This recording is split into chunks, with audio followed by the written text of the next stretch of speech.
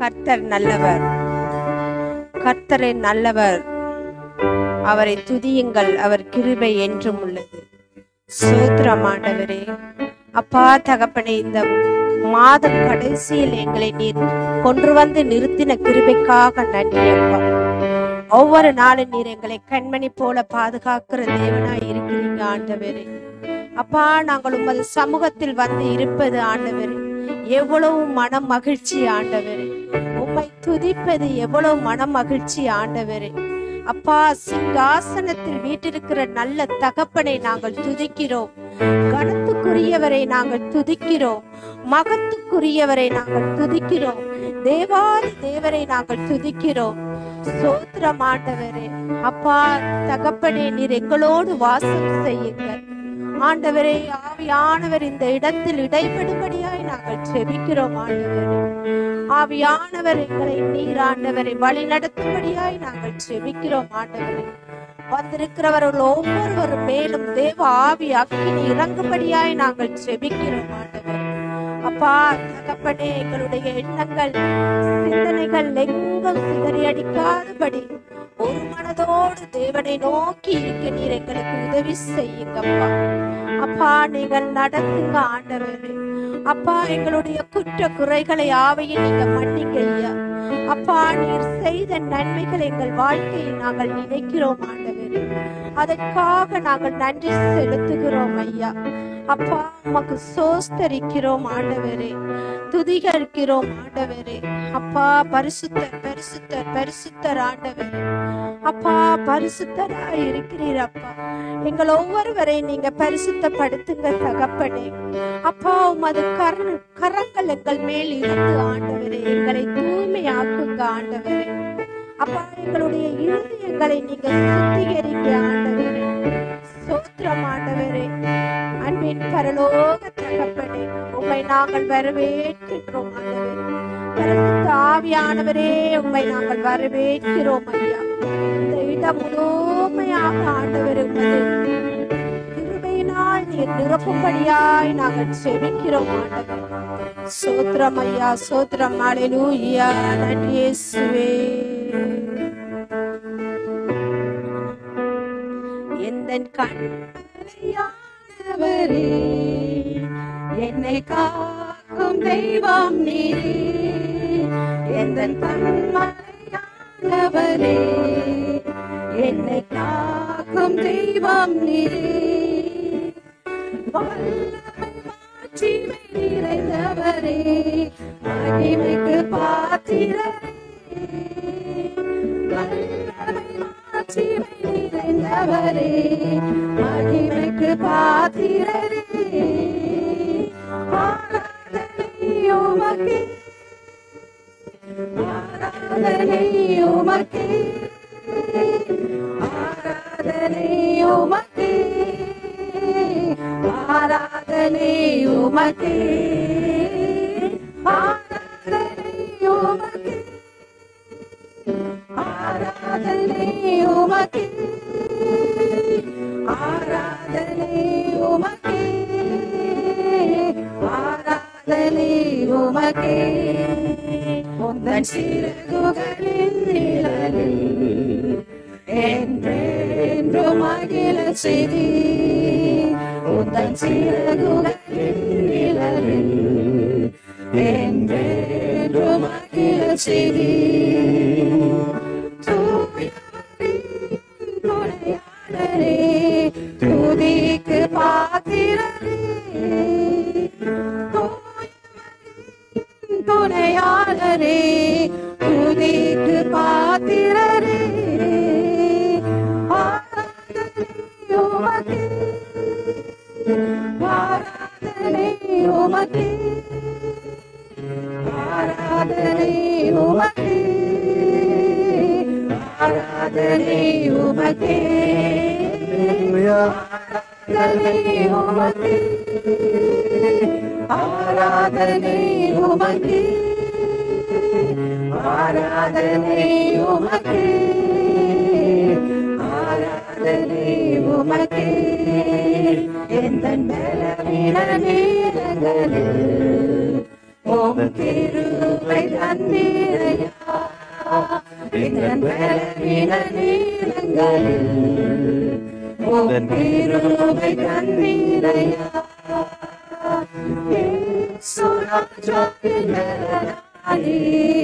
எதற்கும் பயமில்லையே சுரட்சாயினாலே எதற்கும் பயமில்லையே ஆராதனை உமக்கே ஆராதனை உமக்கே ஆராதனை உமக்கே ஆராதனை உமக்கே ஆராதனை உமக்கே ஆராதனை உமக்கே ஆராதனை உமக்கே ஆராதனை உமக்கே எந்த உயிருள்ள நாட்களெல்லாம் உம்மை புகழ்ந்து பாடிடுவே எந்த உயிருள்ள நாட்களெல்லாம் உம்மை புகழ்ந்து பாடிடுவே செய்த நன்மைகளே என்னையை துதித்திடுவே ராஜாணி செய்த நன்மைகளே என்னையை துதித்திடுவே ஆராதனை உமக்கே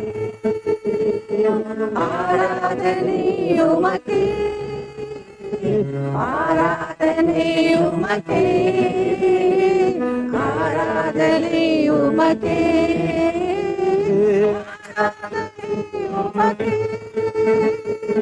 ஆராதனை உமக்கே ஆராதனை உமக்கே ஆராதனை உமக்கே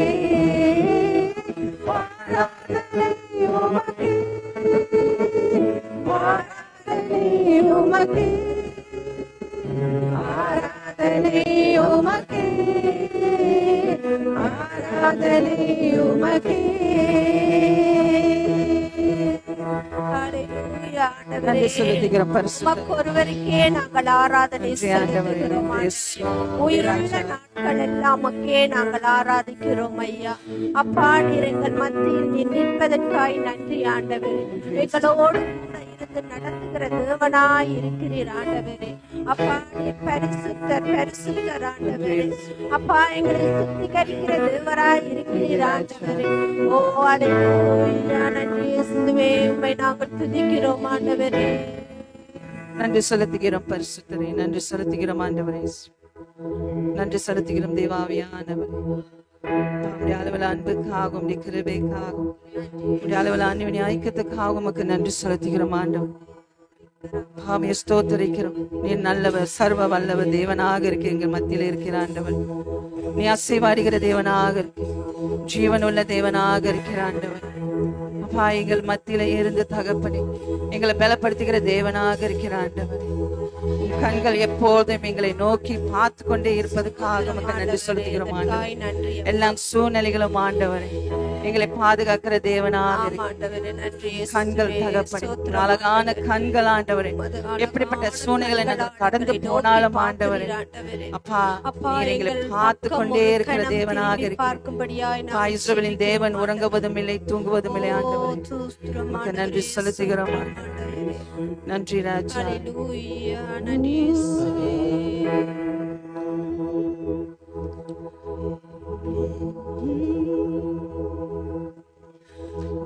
மலகான கண்கள் என்னை கண்டதாலே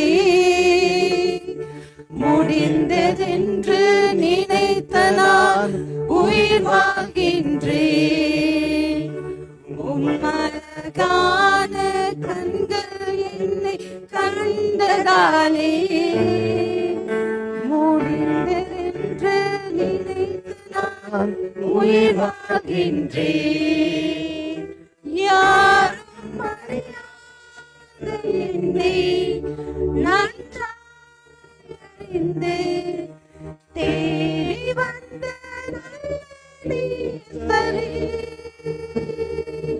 யாரும் அறியாத என்னை நன்றாக தேடி வந்த சரி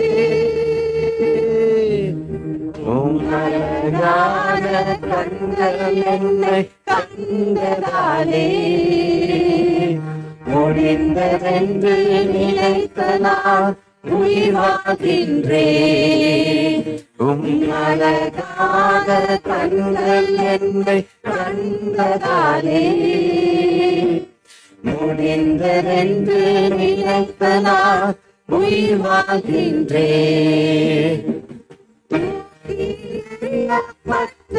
என்னை என்று சொல்லி சேர்த்து கொண்ட சரி தூக்கி எறியப்பட்ட என்னை வேண்டும் என்று சொல்லி சேர்த்து கொண்ட சரி அழகான கண்கள் என்னை கண்டதாலே முடிந்ததென்று நினைத்த நான் உயிர்வாகின்றேன். அழகான கண்கள் என்னை கண்டதாலே முடிந்ததென்று நினைத்த நான் உயிர்வாகின்றேன். ஒன்றும் இல்லாத என்னை காலம் இல்லாதே உயர்த்தி சரி ஒன்றும் இல்லாத என்னை காலம் இல்லாதே உயர்த்தி சரி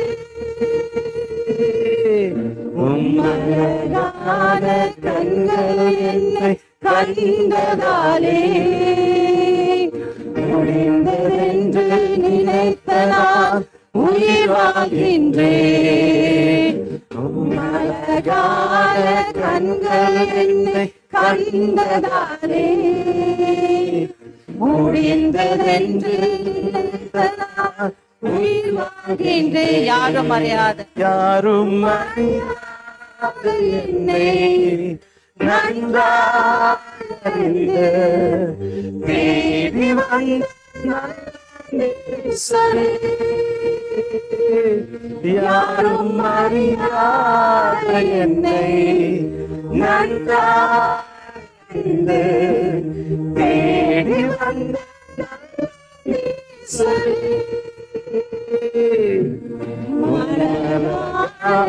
கண்கள் என்னை கண்டதாலே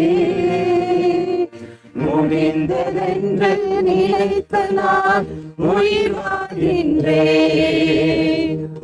அழகான கண்கள் என்னை கண்டதாலே முடிந்ததென்று நினைத்த நான் உயிர்வாகின்றேன். அழகான கண்கள் என்னை கண்டதாலே முடிந்ததென்று நினைத்த நான் உயிர்வாகின்றேன். அழகான கண்கள் என்னை கண்டதாலே முடிந்ததென்று நினைத்த நான் உயிர்வாகின்றேன். நன்றி செலுத்துகிறோம். நன்றி ஆண்டவரே.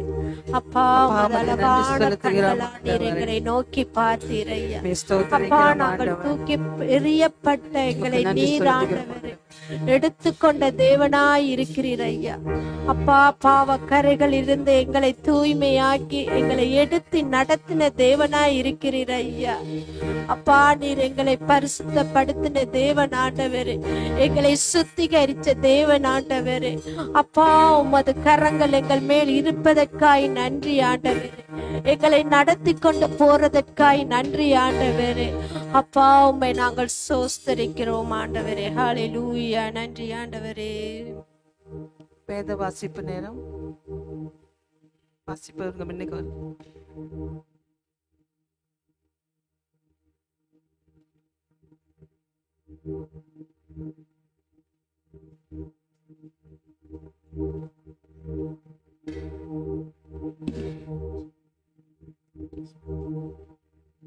நீதிமொழிகள் 3ஆம் அதிகாரம் 22ஆம் அதிகாரத்திலிருந்து 35ஆம் வசனம் மட்டும். நீதிமொழிகள் 3ஆம் அதிகாரம் 22ஆம் வசனத்திலிருந்து 35ஆம் வசனம் மட்டும். அவைகள் உன் ஆத்துமாவுக்கு ஜீவனும் உன் கழுத்துக்கு அலங்காரமாய் இருக்கும். அப்பொழுது நீ பயமின்றி உன் வழியிலே நடப்பாய், உன் கால்கள் சிக்காது. நீ படுத்துக் கொள்ளும் போது பயப்படாதிருப்பாய், நீ படுத்துக் கொள்ளும் போது உன் நித்திரை இன்பமாயிருக்கும். சடிதியான திகிலும் துஷ்டனுடைய பல்கடிப்பும் வரும்போது நீ அஞ்ச வேண்டாம். கர்த்தர் உன் நம்பிக்கையாயிருந்து உன் கால் சிக்காதபடி காப்பார். ஆமென். நன்மையை செய்யும்படி உனக்கு திராணி இருக்கும் போது அதை செய்ய திராணிக்கும் போது செய்ய தக்கதவனுக்கு செய்யாமல் போகாதே. உன்னிடத்தில் பொருள் இருக்கையில் உன் அயலானை நோக்கி நீ போய்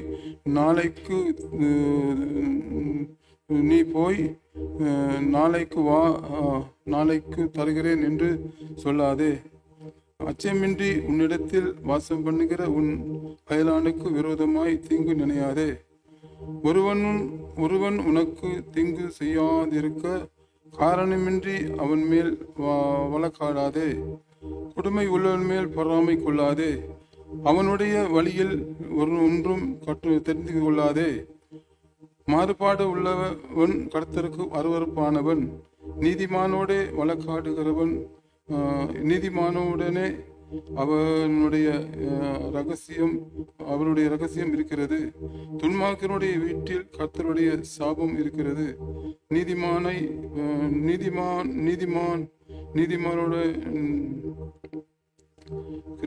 நீதிமானுடைய வாசஸ்தலத்தையோ கர்த்தர் ஆசீர்வதிக்கிறார். இகழ்வோரை அவர் இகழ்வார், தாழ்ந்தவருக்கு கிருபை அளிக்கிறார்.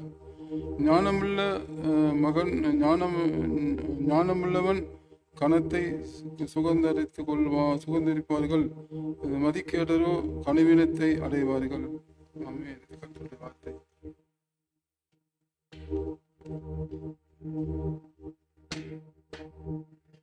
சாட்சி நேரம்.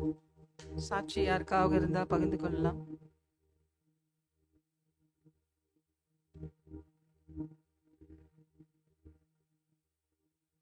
யாருக்கும் சாட்சி இல்லைன்னா நம்ம மறுபடியும் ஆராதனைக்கு கடந்து செல்வோம்.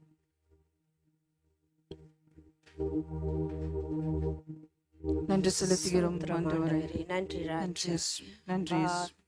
உம்மை நாங்கள் துதிக்கிறோம் ஆண்டவரே. கனத்துக்குரியவரை நாங்கள் துதிக்கிறோம். பரிசுத்த ஆவியானவரை நாங்கள் உம்மை போற்றுகிறோம், சோத்தரிக்கிறோம். நன்றி ஆண்டவர். ஹல்லேலூயா. நன்றி இயேசுவே, நன்றி இயேசுவே. அப்பா, எங்களை நீர் கண்மணி போல பாதுகாத்து வார கிருபைக்காக நன்றி ஆண்டவர். ஒவ்வொரு நாளும் ஆண்டவரே உமது விலையேற பெற்ற இரத்தத்தினால் எங்களை மூடி காற்று வழி நடத்துகிற தேவனாயிருக்கிறீங்க ஆண்டவர். சோத்திரம் ஐயா, சோத்திரம் ஆண்டவர். அப்பா, உமக்கு எத்தனை கோடிகள் நன்றி சொன்னாலும் போதாதாக இருக்கிறது. அப்பா, உமது வார்த்தைகள் ஆண்டவரே நாங்கள் கேட்பதற்கு ஆண்டவரே எங்களுடைய செவிகளையும் இருதய கதவுகளையும் நீர் திறந்து கொடுக்கும்படியாய் நாங்கள் செபிக்கிறோம் ஆண்டவரே. அப்பா, எங்களை நீர் மூடிக்கொள்ளுங்க, நீங்க எங்களோடு பேசுங்க ஆண்டவரே, நாங்கள் கேட்கிறோம். அன்பின் நல்ல தகப்பன், பரலோகத்தில் வாசம் செய்கிற தேவனை நாங்கள் துதிக்கிறோம். அன்புக்காக ஏங்குற தேவனை நாங்கள் துதிக்கிறோம். அப்பா, பரமண்டலங்களில் வாசம் செய்கிற தேவனை நாங்கள் துதிக்கிறோம். சோத்திரம் ஆண்டவரே. நன்றி செலுத்துகிறோம் ஆண்டவரே. தாகம் உள்ளவன் மேலே தண்ணீர் ஊற்றுவேன் என்று சொன்னீர் ஆண்டவரே. ஏசாயா 44:3-4 சொன்னது பிரகாரமாக தாகம் உள்ளவன் மேல் தண்ணீரையும் வறண்ட நிலத்தின் மேல் ஆறுகளையும் ஊற்றுவேன். உன் சந்நிதியின் மேல் என் ஆவியையும் உன் சந்தானத்தின் மேல் என் ஆசீர்வாதத்தையும் ஊற்றுவேன் என்று சொன்னேன் தகப்பனே. அதனால் அவர்கள் புல்லின் நடுவிலே நீர் கால்களின் ஓரத்தில் உள்ள அலரி செடிகளைப் போல வளருவார்கள் தகப்பனே. ஆண்டவரே, உம்முடைய வசனத்தோடு மாத்திரமல்ல ஆண்டவரே, உம்முடைய வல்லமையோடும் உம்முடைய பரிசுத்த ஆவியினர் வல்லமையோடும் ஆண்டவரே, உம்முடைய வசனத்தை நாங்கள் இன்னும் அதிகமாக கவனித்து ஆண்டவரே செவி கொடுத்து கேட்கும்படியாக ஆண்டவரே விசுவாசத்தோட அந்த வைராக்கியம் விசுவாசத்தோடு உம்முடைய வார்த்தைக்குள்ள நாங்க போக எங்களுக்கு கிருபை செய்தலும் ஆண்டவரே. அப்பா மாம்சத்தின் ஆண்டவரே எந்த ஒரு செயல்படும் இல்லாதபடிக்கு ஆண்டவரே, மாம்சத்தில் எந்த ஒரு காரியமும் நாங்க செயல்படாதபடிக்கு அப்பா மாம்சமான இருதயத்தை எங்கள் மத்தியில நீக்கி உம்முடைய சதையான இருதயத்தில் எங்கள் மத்தியில வைக்கும்படியாக ஜெபிக்கிறோம் ஆண்டவரே. அப்பா உம்மை ஒருவரே நாங்கள் துதிக்கிறோம், உம்மை ஒருவரே நாங்கள் ஆராதிக்கிறோம் ஆண்டவரே. எல்லாம் துதிக்கான மகிமை உமக்கு ஒருவருக்கே நாங்கள் செலுத்துகிறோம் ஆண்டவரே. நன்றி இயேசுவே. மாம்சமான யாவர் மேலும் ஊற்ற வேண்டுமே, மக்கள் எல்லாம் இறைவாக்கு உரைக்க வேண்டுமே. மாம்சமான யாவர் மேலும் ஊற்ற வேண்டுமே, மக்கள் எல்லாம் இறைவாக்கு உரைக்க வேண்டுமே. ஊற்றுமையா வல்லமையை தாகத்தோடு காத்திருக்கிறோம். ஊற்றுமையா வல்லமையை தாகத்தோடு காத்திருக்கிறோம். நாங்கள் தாகத்தோடு காத்திருக்கிறோம். நீரோடு அருகில் உள்ள மரங்களை போல நித்தமும் தவறாமல் கனி தர வேண்டும். நீரோடு அருகில் உள்ள மரங்களை போல நித்தமும் தவறாமல் கனி தர வேண்டும். ஒற்றுமையா வல்லமையை தாகத்தோடு காத்திருக்கிறோம். ஒற்றுமையா வல்லமையை தாகத்தோடு காத்திருக்கிறோம். நாங்கள் தாகத்தோடு காத்திருக்கிறோம். முதியோர் மேலும் இளைஞர் மேலும் ஊற்ற வேண்டுமே, கனவுகள் காட்சிகள் காண வேண்டுமே. முதியோர் மேலும் இளைஞர் மேலும் ஊற்ற வேண்டுமே, கனவுகள் காட்சிகள் காண வேண்டுமே. ஊற்றுமையா வல்லமையை தாகத்தோடு காத்திருக்கிறோம். ஒற்றுமையா வல்லமையை தாகத்தோடு காத்திருக்கிறோம். நாங்கள் தாகத்தோடு காத்திருக்கிறோம்.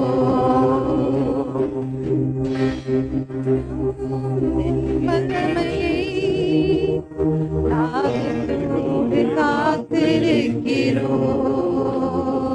நாங்கள் தாகத்தோடு காத்திருக்கிறோம். இயேசுவே ஸ்தோத்திரிக்கிறோம் அப்பா. பரிசுத்த தேவனே உம்மை துதிக்கிறோம். கர்த்தருடைய கிருபை இரக்கங்களுக்காக நன்றியோடு உம்மை ஸ்தோத்திரிக்கிறோம் அப்பா. நன்றி நன்றி நன்றி என்று சொல்லி இரக்கத்தும் கிருபையினாலும் எங்களை நீர் அலங்கரிக்கிற தேவனமாய் இருக்கிறீர் ஐயா. நன்றி சொல்லி துதிக்கிறேன் அப்பா. மாஷகாபாரா சிரி அந்தி லிபாராகமான சிரி மாஷிரி அந்தி. ஆராதனை நாயகர் நீரே, ஆராதனை வேந்தரும் நீரே, ஆராதனை நாயகர் நீரே, ஆராதனை வேந்தரும் நீரே. என்னாயுள் முடியும் வரை உம்மை தொழுதிடுவே. என்னாயுள் முடியும் வரை உம்மை தொழுதிடுவே. கரங்களை உயர்த்தி ஆராதனை நாயகன் நீரே, ஆராதனை வேந்தரும் நீரே, ஆராதனை நாயகன் நீரே, ஆராதனை வேந்தரும் நீ. 1000 பேர்களில் 1000 பேர்களில் சிறந்தோ என் ஆண்டவரே இயேசு நீரே, 1000 பேர்களில் சிறந்தோ என் ஆண்டவரே இயேசு நீரே, வீதி வெள்ளியே எந்தன் பிரியம் நீரே, என்றென்றும் தொழுதிடுவே, வீதி வெள்ளியே எந்தன் பிரியம் நீரே, என்றென்றும் தொழுதிடுவே. ஆராதனை ஆராதனை நாயகன் நீரே, ஆராதனை வேந்தரும் நீரே,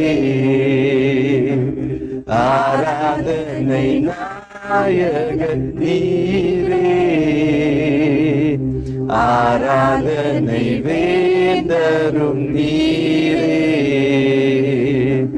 ஆயுள் முடியும் வரை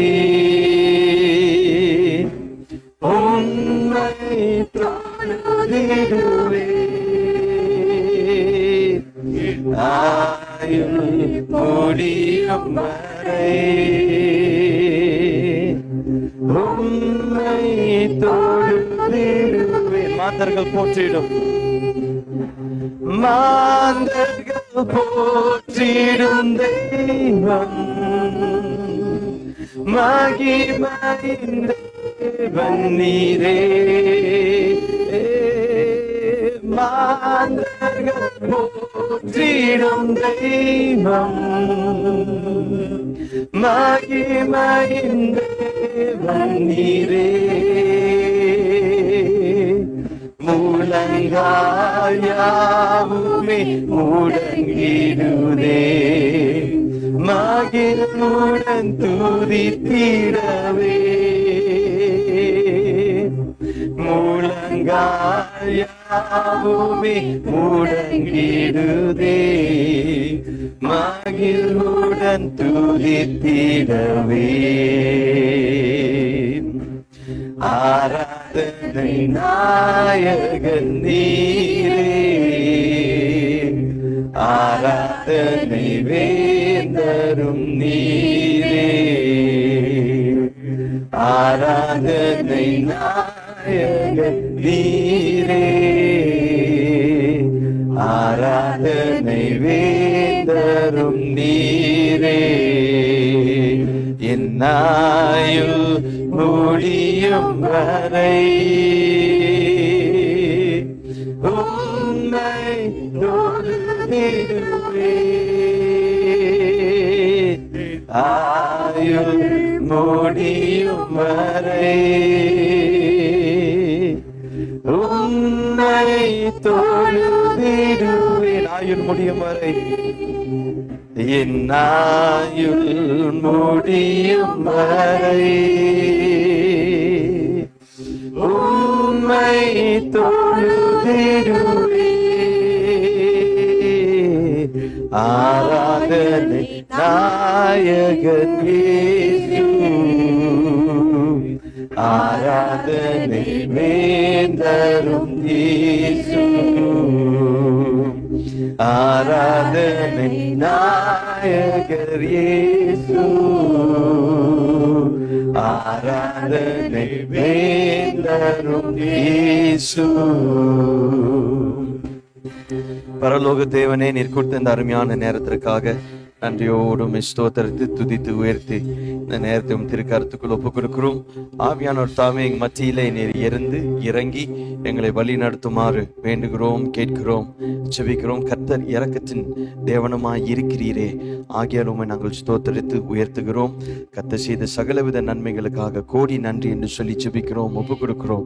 இப்பொழுதும் இந்த நேரத்தை முழுமையாக உடைய பரிசுத்த கருத்திற்குள்ளாய் ஒப்பு கொடுத்து நீர் எங்களை வழி நடத்தும்படியாய் செபிக்கிறோம். அந்த ஜனங்களை ஆசீர்வதியும் அனுக்கிரகங்களால் நிரப்பும்படியாக இயேசுவின் நல்ல நாமத்தில் ஜெபிக்கிறோம் பிதாவே, ஆமென். ஹல்லேலூயா. கர்த்தர் நல்லவராய் இருக்கிறார். Praise the Lord. கர்த்தர் பெரிய காரியங்களை செய்ய போதுமானவராய் இருக்கிறார். ஆமென், ஆமென். ஆளே இல்லை. ஹல்லேலூயா கேட்டா இன்னைக்கு ஒருத்தரும் சொல்ல போறது கிடையாது.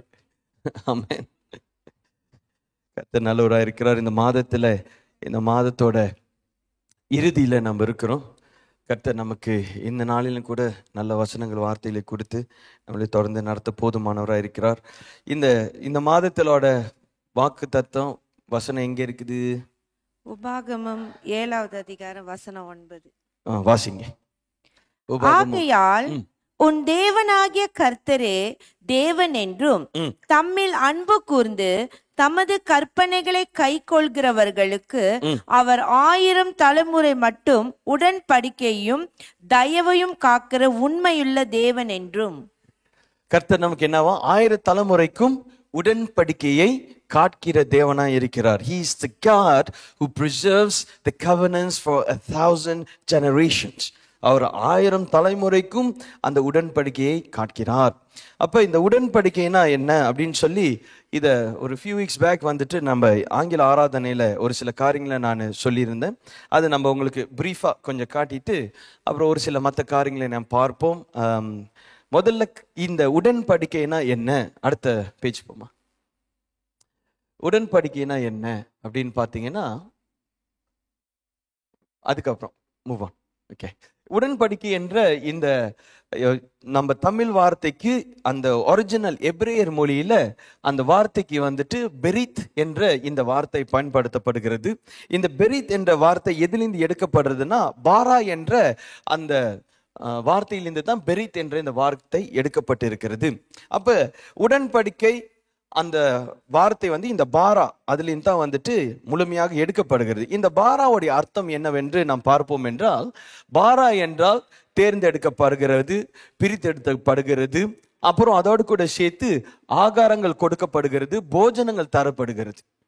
அதுதான் வந்துட்டு இந்த பாரா என்ற வார்த்தைக்கான அர்த்தம். அப்ப இந்த உடன்படிக்கை என்று நீங்க அது ஆரம்பத்துல இருந்து நீங்க பார்த்தாலே அதோட இசென்ஷியல், அதுல மைய பொருள் என்னவென்றால், அந்த உடன்படிக்கையில என்ன இருக்குதுன்னா அங்க ஒரு பிரித்தெடுக்கப்பட்டல் இருக்குது, அங்க ஒரு தெரிந்து கொள்ளப்பட்டது இருக்குது.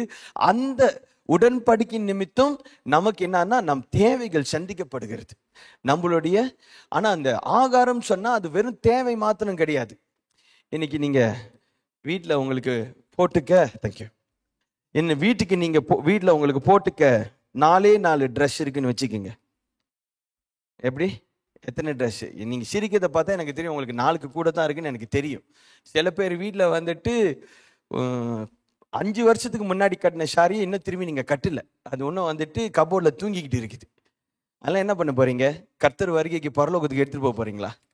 உங்களோட கூட என்ன பண்ண போறீங்க? இங்கே கொடுத்துருவீங்களா? 5 வருஷமா இதை தான் சொல்லிக்கிட்டு இருக்கீங்க. எப்பதான் யாருக்கு கொடுக்க போறீங்க? எப்பதான் யாருக்கு கொடுக்க போறீங்க நீங்க? சரியா? சீக்கிரமா அதெல்லாம் கொடுத்து விடுங்க. அதுலயே கர்த்தர் வருகையில் உங்களோட கூட பெட்டியில் போட்டு கொண்டு போயிடாதீங்க, பரலோகத்துல நாங்க அங்க கட்டிக்கிறோன்னு. ஆமென்.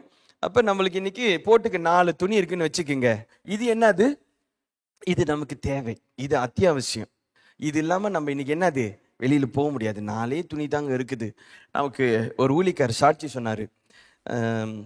இந்தியாவில் ஒரு பெரிய சபையில் இது நடந்ததை அந்த ஊழியக்காரர் நமக்கு சாட்சி சொன்னார். அவர் என்ன சொன்னார்னா, அந்த சபையில் ஆராதனை நடக்குது. அது கொஞ்சம் ட்ரெடிஷ்னலான சபையில் ஆராதனை நடக்குது. அந்த ஆராதனையில் வந்துட்டு இந்த பொண்ணு வந்துட்டு அது என்ன போட்டு இருந்துச்சு, இந்த காக்கி ட்ரெஸ்ஸு, காக்கி டாப்பு, காக்கி பேண்ட்டு போட்டுட்டு சபையில் வந்துட்டு கொஞ்சம் முன்னுக்கு பக்கத்தில் உட்காந்துருச்சு. இதை அந்த ஊழியக்காரர் பார்த்துட்டு பிரசங்க நேரத்தில் அந்த பொண்ணை போட்டு நல்லா அடின்னு அடிச்சிட்டாரு. நீங்கள் சபைக்கு வந்துட்டு பொண்ணுங்க மாதிரி வர்றதில்ல, பையனுங்க மாதிரி பேண்ட்டு போட்டுட்டு வரீங்க. இன்னைக்கு நம்மளுக்கு மலேசியால எல்லாம் சகஜமாச்சு. நம்ம வந்துட்டு பேண்ட் போடுறது அதெல்லாம் நமக்கு சகஜமாச்சு. இது வந்து இப்போ இடப்பட்ட ரொம்ப நாளுக்கு முன்னாடி நடந்தது. அப்போல்லாம் வந்துட்டு அவ்வளோ சகஜம் கிடையாது. பொண்ணுங்க இந்த மாதிரி பேண்ட் போட்டுட்டு விசேஷமாக சபைக்கு பேண்ட் போட்டுட்டு வரதெல்லாம் ரொம்ப குறைவு, ஸ்பெஷலி இந்தியாவில். அந்த ஊழிக்கார் போட்டு அடின்னு அடிச்சுட்டார் அந்த பொண்ணு. அது மனசு உடஞ்சி அப்படியே உக்காந்துருச்சு பிரசங்கத்தில். அந்த பிரசங்கம் முடிஞ்சோடனே அந்த ஊழிக்காரை பார்க்கறதுக்கு அந்த அம்மா பொண்ணு போயிருக்குது. சின்ன வாலிப பொண்ணு தான். சொல்லுது, அந்த பாஸ்டரை போய் பார்த்து அந்த பாஸ்டர்கிட்ட சொல்லிச்சான், பாஸ்டர் நம்மளுக்கு இன்னைக்கு 2 ஆராதனை இருக்குது. காலையில் எங்கள் அண்ணன் ஆராதனைக்கு வந்தான். எங்களுக்கு போட்டுக்கிறதுக்கு வந்து வீட்டில் வந்து நல்ல துணினா இது ஒரு துணி தான் இருக்குங்க பாஸ்டர். எங்கள் அண்ணன் வந்துட்டு ஆராதனை முடிச்சுட்டு வீட்டுக்கு வந்து இதே துணியை கொடுத்தோன்னே அதை நான் மறுபடியும் மாட்டிக்கிட்டு 2வது நாளைக்கு வந்திருக்கேன் பாஸ்டர். அதனால தான் இதை நான் போட்டுட்டு வந்துட்டேன்னு சொல்லி அது ஒரே அழுகியாக வந்து அந்த ஊழிக்கார்ட்ட சொல்லிட்டு போச்சான். சொல்லிட்டு போனதுக்கப்புறம் அந்த ஊழிக்கார் அப்படி பொண்ணுக்கிட்ட அப்படி மன்னிப்பு கேட்டாராம். அப்போ ஒரு சில நேரத்தில் நான் என்ன சொல்ல வரேன்னா, நம்மளுக்கு போதுமான அளவு இருந்துச்சுன்னா அது நம்ம தேவைக்கு, போதுமான அளவுக்கு மிஞ்சிருச்சுன்னா அது என்னது, அது கொஞ்சம் அளவுக்கு மிஞ்சின ஆசீர்வாதம்னு சொல்லலாம். ஆனால் இங்கே வந்துட்டு கர்த்தர் நமக்கு ஆகாரம்னு சொன்னால் இப்போ என்னன்னா, இது நம்ம உயிர் வாழ்றதுக்கு அவசியமான ஒரு பொருள். ஆகாரம்னு ஜெனரலாக சொல்லிட்டாலே இன்னைக்கு நமக்கு அந்த போஜன பொருள் வந்து எப்படின்னா நமக்கு அது அத்தியாவசிய தேவை. அது இல்லாமல் இன்னைக்கு ஒருத்தர் உயிர் வாழ முடியாது. நம்ம வந்து உபவாச நாளில் வேணா ஒரு சில நாட்கள் நம்ம என்ன பண்ணுறோம், ஆண்டவர் இயேசு எத்தனை நாள் உபவாசம் எடுத்தார்? 40 நாள் புசிப்பு குடிப்பு இல்லாமல் அவர் அப்படி உபவாசத்தில் இருந்துட்டார் பாருங்க. அந்த ஆண்டவர் இயேசுக்கே நீங்கள் மத்தியில் வாசிங்க, நம்ம சுவிசேஷ புத்தகத்தில் பார்ப்போம் என்றால் 40 நாளுக்கு பிறகு அவர் பலவீனமாக இருந்தாராம். ஏன்னா சரீரம் என்னாச்சு, பாடி வந்து வீக் ஆகும். கண்டிப்பாக பாடி கண்டிப்பாக வீக் ஆகும், ஆனால் ஆவி பலப்பட்டு இருக்கும். பிசாசு வந்து ஆண்டவர் சோதிக்கிறதுக்கு சொல்கிறான். இந்த வசனத்தில் வந்து இப்படி போட்டிருக்குன்னு சங்கீத வசனத்தை கோட் பண்ணி சொல்கிறான். இந்த மாதிரி வசனத்தில் வந்து போட்டிருக்குதுங்களே, சங்கீத 91 வந்துட்டு உன் பாதம் கல்லில் இடராதபடிக்கு அவர் நம்முடைய தூதர்களை அனுப்பி உன்னை பாதுகாத்துக்கொள்ளுன்னு இந்த வசனத்தெல்லாம் சொல்கிறான். ஆண்டவர் ஒரே புத்தகத்தில் தான் 3 பதில் கொடுத்தார். உபாகமத்திலிருந்து 3 பதிலையும் உபாகம புத்தகத்திலேருந்து தான் பிசாசுக்கு ஆண்டவர் பதில் கொடுத்தானா பிசாசு ஓடிட்டான். கொஞ்ச காலத்துக்கு ஓடி போயிட்டானா. He left him for a short while அப்படின்னு தான் வசனம் சொல்லுது. அப்படின்னா எப்பொழுதும் கர்த்தரை வந்துட்டு இயேசுவை வந்து சோதிக்கிறதுக்கு அவன் இப்படி வந்து போயிட்டு தான் இருந்திருப்பான்னு நினைக்கிறேன் நான். ஏன்னா கொஞ்ச காலத்துக்கு விட்டு போனான்னு தான் வசனம் சொல்லுது. ஆமென். அப்ப இங்க வசனம் சொல்லுது கவர்னன்ட் என்ன, இன்னைக்கு அது நம்மளுடைய இசென்ஷியல், நமக்கு அது அத்தியாவசிய ஒரு முக்கிய நம்ம வாழ்க்கைக்கு தேவையான ஒரு பொருளா இருக்க வேண்டும்.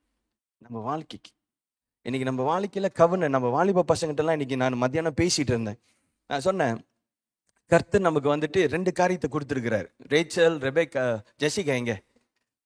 நான் சொன்னேன், ஆண்டவர் நமக்கு ஏன் வலியை கொடுத்தாரு, ஏன் நமக்கு வந்து பயத்தை கொடுத்தாருன்னு நான் கேட்டேன். ஆண்டவர் வந்துட்டு பயம் நல்லதா கெட்டதா? பயம் நல்லதா கெட்டதா? எப்படி சொன்னாலும் நீங்க ஒரு பதில் வச்சிருப்பீங்க பாஸ்டர். நாங்க சொல்லி ஏன் இப்ப நீங்க எங்களை பிடிக்கிறீங்க, நீங்களே சொல்லிக்கிங்கன்னு தெரியும். உங்க முகத்தெல்லாம் பார்த்தா அப்படித்தான் தெரியுது. சரி, பயம் நல்லதா கெட்டதா? நிறைய பேர் வந்து பயம் நல்லது இல்லைங்க பாஸ்டர்னு சொல்ற ஆள் இருக்கிறாங்க. சில நேரத்தில் பயம் நல்லது தான் பாஸ்டர், தேவ பயம் நல்லது தானே பாஸ்டர் அப்படின்னு சொல்றாங்க. எல்லாம் தெரியும், உங்க முகத்தை பார்த்தாலே தெரியுது இந்த பதிலாம் வெளியில. இப்ப வலி நல்லதா கெட்டதா? அதுக்கும் நீங்க ஒரு பதில் வச்சிருப்பீங்க, நீங்களே சொல்லிடுங்க, நாங்க கேட்டுக்கிறோம். வலி ஒரு விதத்துல நல்லது, ஒரு விதத்துல நல்லது இல்லை. இப்ப நான் வாலிப பசங்கிட்ட சொன்னேன், இது 2 என்னத்துக்கு ஆண்டவர் கொடுத்தாரு? ஜெசிகா என்னத்துக்கு கொடுத்தாருமா? அடுத்த வாரம் உங்களுக்கு அசஸ்மெண்ட் இருக்கு. நான் சொன்னேன்ல இன்னைக்கு அசஸ்மெண்ட் இருக்குன்னு, உங்களுக்குலாம் இருக்கு அசஸ்மெண்ட். ஃபெயில் பண்ற ஆளுக்கு ரோத்தான்ல 4 அடி இருக்கு உங்களுக்குலாம். ஜெசிந்தா பின்னாடி இருக்குது. ஜெசிந்தா என்னத்துக்கு சொன்னேன்? எல்லாருக்கும் உங்களாம் இருக்கு அசஸ்மெண்ட். அல்லேலூயா. இன்னைக்கு கர்த்தர் நமக்கு ஃபியர் அண்ட் பெயின் என்னத்துக்கு கொடுத்தாருன்னா ஆஸ் ப்ரெசர்வேஷன் ஏஜென்ட்ஸ், நம்மளை பாதுகாக்கிறதுக்கு தான் ஆண்டவர் வந்துட்டு பயத்தையும் வலியும் கொடுத்தாரு. எப்படின்னா நான் உங்களுக்கு சொல்கிறேன், இன்னைக்கு போயிட்டு இன்னைக்கு அம்மா மாருங்களாம் சமைக்கிறீங்க, நீங்கள் ஃபோன் வந்துருச்சு ஒரு பக்கெட்டு, ஒரு சைட்டு ஃபோனை காதில் பிடிச்சிக்கிட்டு நீங்கள் ஏதோ வெட்டிக்கிட்டு இருக்கீங்க, ஒரு கை வந்துட்டு ஃபோன், அப்படிங்களா சிஸ்டர் சொல்லுங்க, என்னது தடுக்கி விழுந்துட்டாங்களா, எங்கே கணத்துலையா இல்லை ஆத்துலையா அப்படின்னு சொல்லிட்டு நீங்கள் கதை பேசிட்டே அடுப்பு மேலே எரியிற நெருப்பு மேலே கையை வச்சுட்டீங்க. இப்போ உங்களுக்கு வலி இல்லைன்னா நீங்கள் ஃபோனில் 1/2 மணி நேரம் ஃபோன் பேச போகிறீங்க. என்னது கிணத்துல விழுந்துட்டாங்களா, அவங்க விழுந்தாங்களா, அவங்க பாட்டி விழுந்தாங்களா, மாமியாரா, ஓ சரி நல்லது நல்லது, மாமியார் தப்பிச்சாங்களா, இப்படி நீங்கள் 1/2 மணி நேரம் பேசிடுறீங்க. இப்போ கை எங்கே இருக்குது? அடுப்பு எரியிற அடுப்பில் இருக்குது. இப்போ உங்களுக்கு வலி இல்லைன்னா 1/2 மணி நேரத்துக்கு அப்புறம் உங்கள் கை என்ன ஆகும்? ஃப்ரைட் சிக்கன் மாதிரி ஆயிரும். அதோட நீங்க அதை தூக்கி குப்பையில தான் போட முடியும், இந்த கையை பாய்க்க முடியாது. அப்போ ஆண்டவர் என்ன பண்றாரு, உங்களுக்கு ஒரு பெயின் ரிஃப்ளெக்ஸ் வச்சிருக்கிறாரு. உங்க மைண்ட் சொல்றதுக்கு முன்னாடிக்கே கை சூடான எதுல பட்டாலும் உடனே ரிஃப்ளெக்ஸ் என்ன பண்ணும், புல் பேக் பண்ணும். எதுக்காக? உங்களை பாதுகாக்க. உங்களை பாதுகாக்க தான் அந்த வலியை வச்ச. நம்ம வேதனை வலியை வந்து சில நேரத்தில் நம்ம எப்படி எடுக்கிறோன்னா, வலி இல்லாமல் வந்துட்டா நல்லா இருக்குமே. வயிற்று வலி வந்தால் நம்ம அப்படித்தானே துடிக்கிறோம், ஆண்டவரே இந்த வலியை எடுத்து போட்டுருங்க ஆண்டவரே. ஆனால் அந்த வயிற்று வலியில் கர்த்தர் நமக்கு என்ன சொல்றாருன்னா, ஏதோ உனக்கு சரியில்லைன்னு சொல்றாரு. நீ என்ன ஒழுங்கா இன்னைக்கு சோத்திரம் பண்ணிட்டு சாப்பிடல, அதனால தான் உனக்கு இப்போ வயிறு புடுங்குது. என்ன வந்து நீ ஒழுங்கா சோத்திரம் பண்ணி சாப்பிட்டு இருந்தேன்னா இந்த ஆகாரம் உன்னுடைய சரீரத்துக்கு அது பரிசுத்தப்படுத்தப்பட்டு ஏற்றுக்கொள்ளப்படும். நீ ஒழுங்கா ஜெபம் பண்ணல, இப்போ வயிறு புடுங்குது, அதனால தான் இப்போ வலியில இருக்க. அப்போ ஆண்டவர் அந்த வழியில நமக்கு ஏதோ ஒரு காரியத்தை சொல்றாரு. நம்மளை பாதுகாக்கத்தான் அந்த வழி வச்சிருக்கிற. பயமா அப்படிதான்.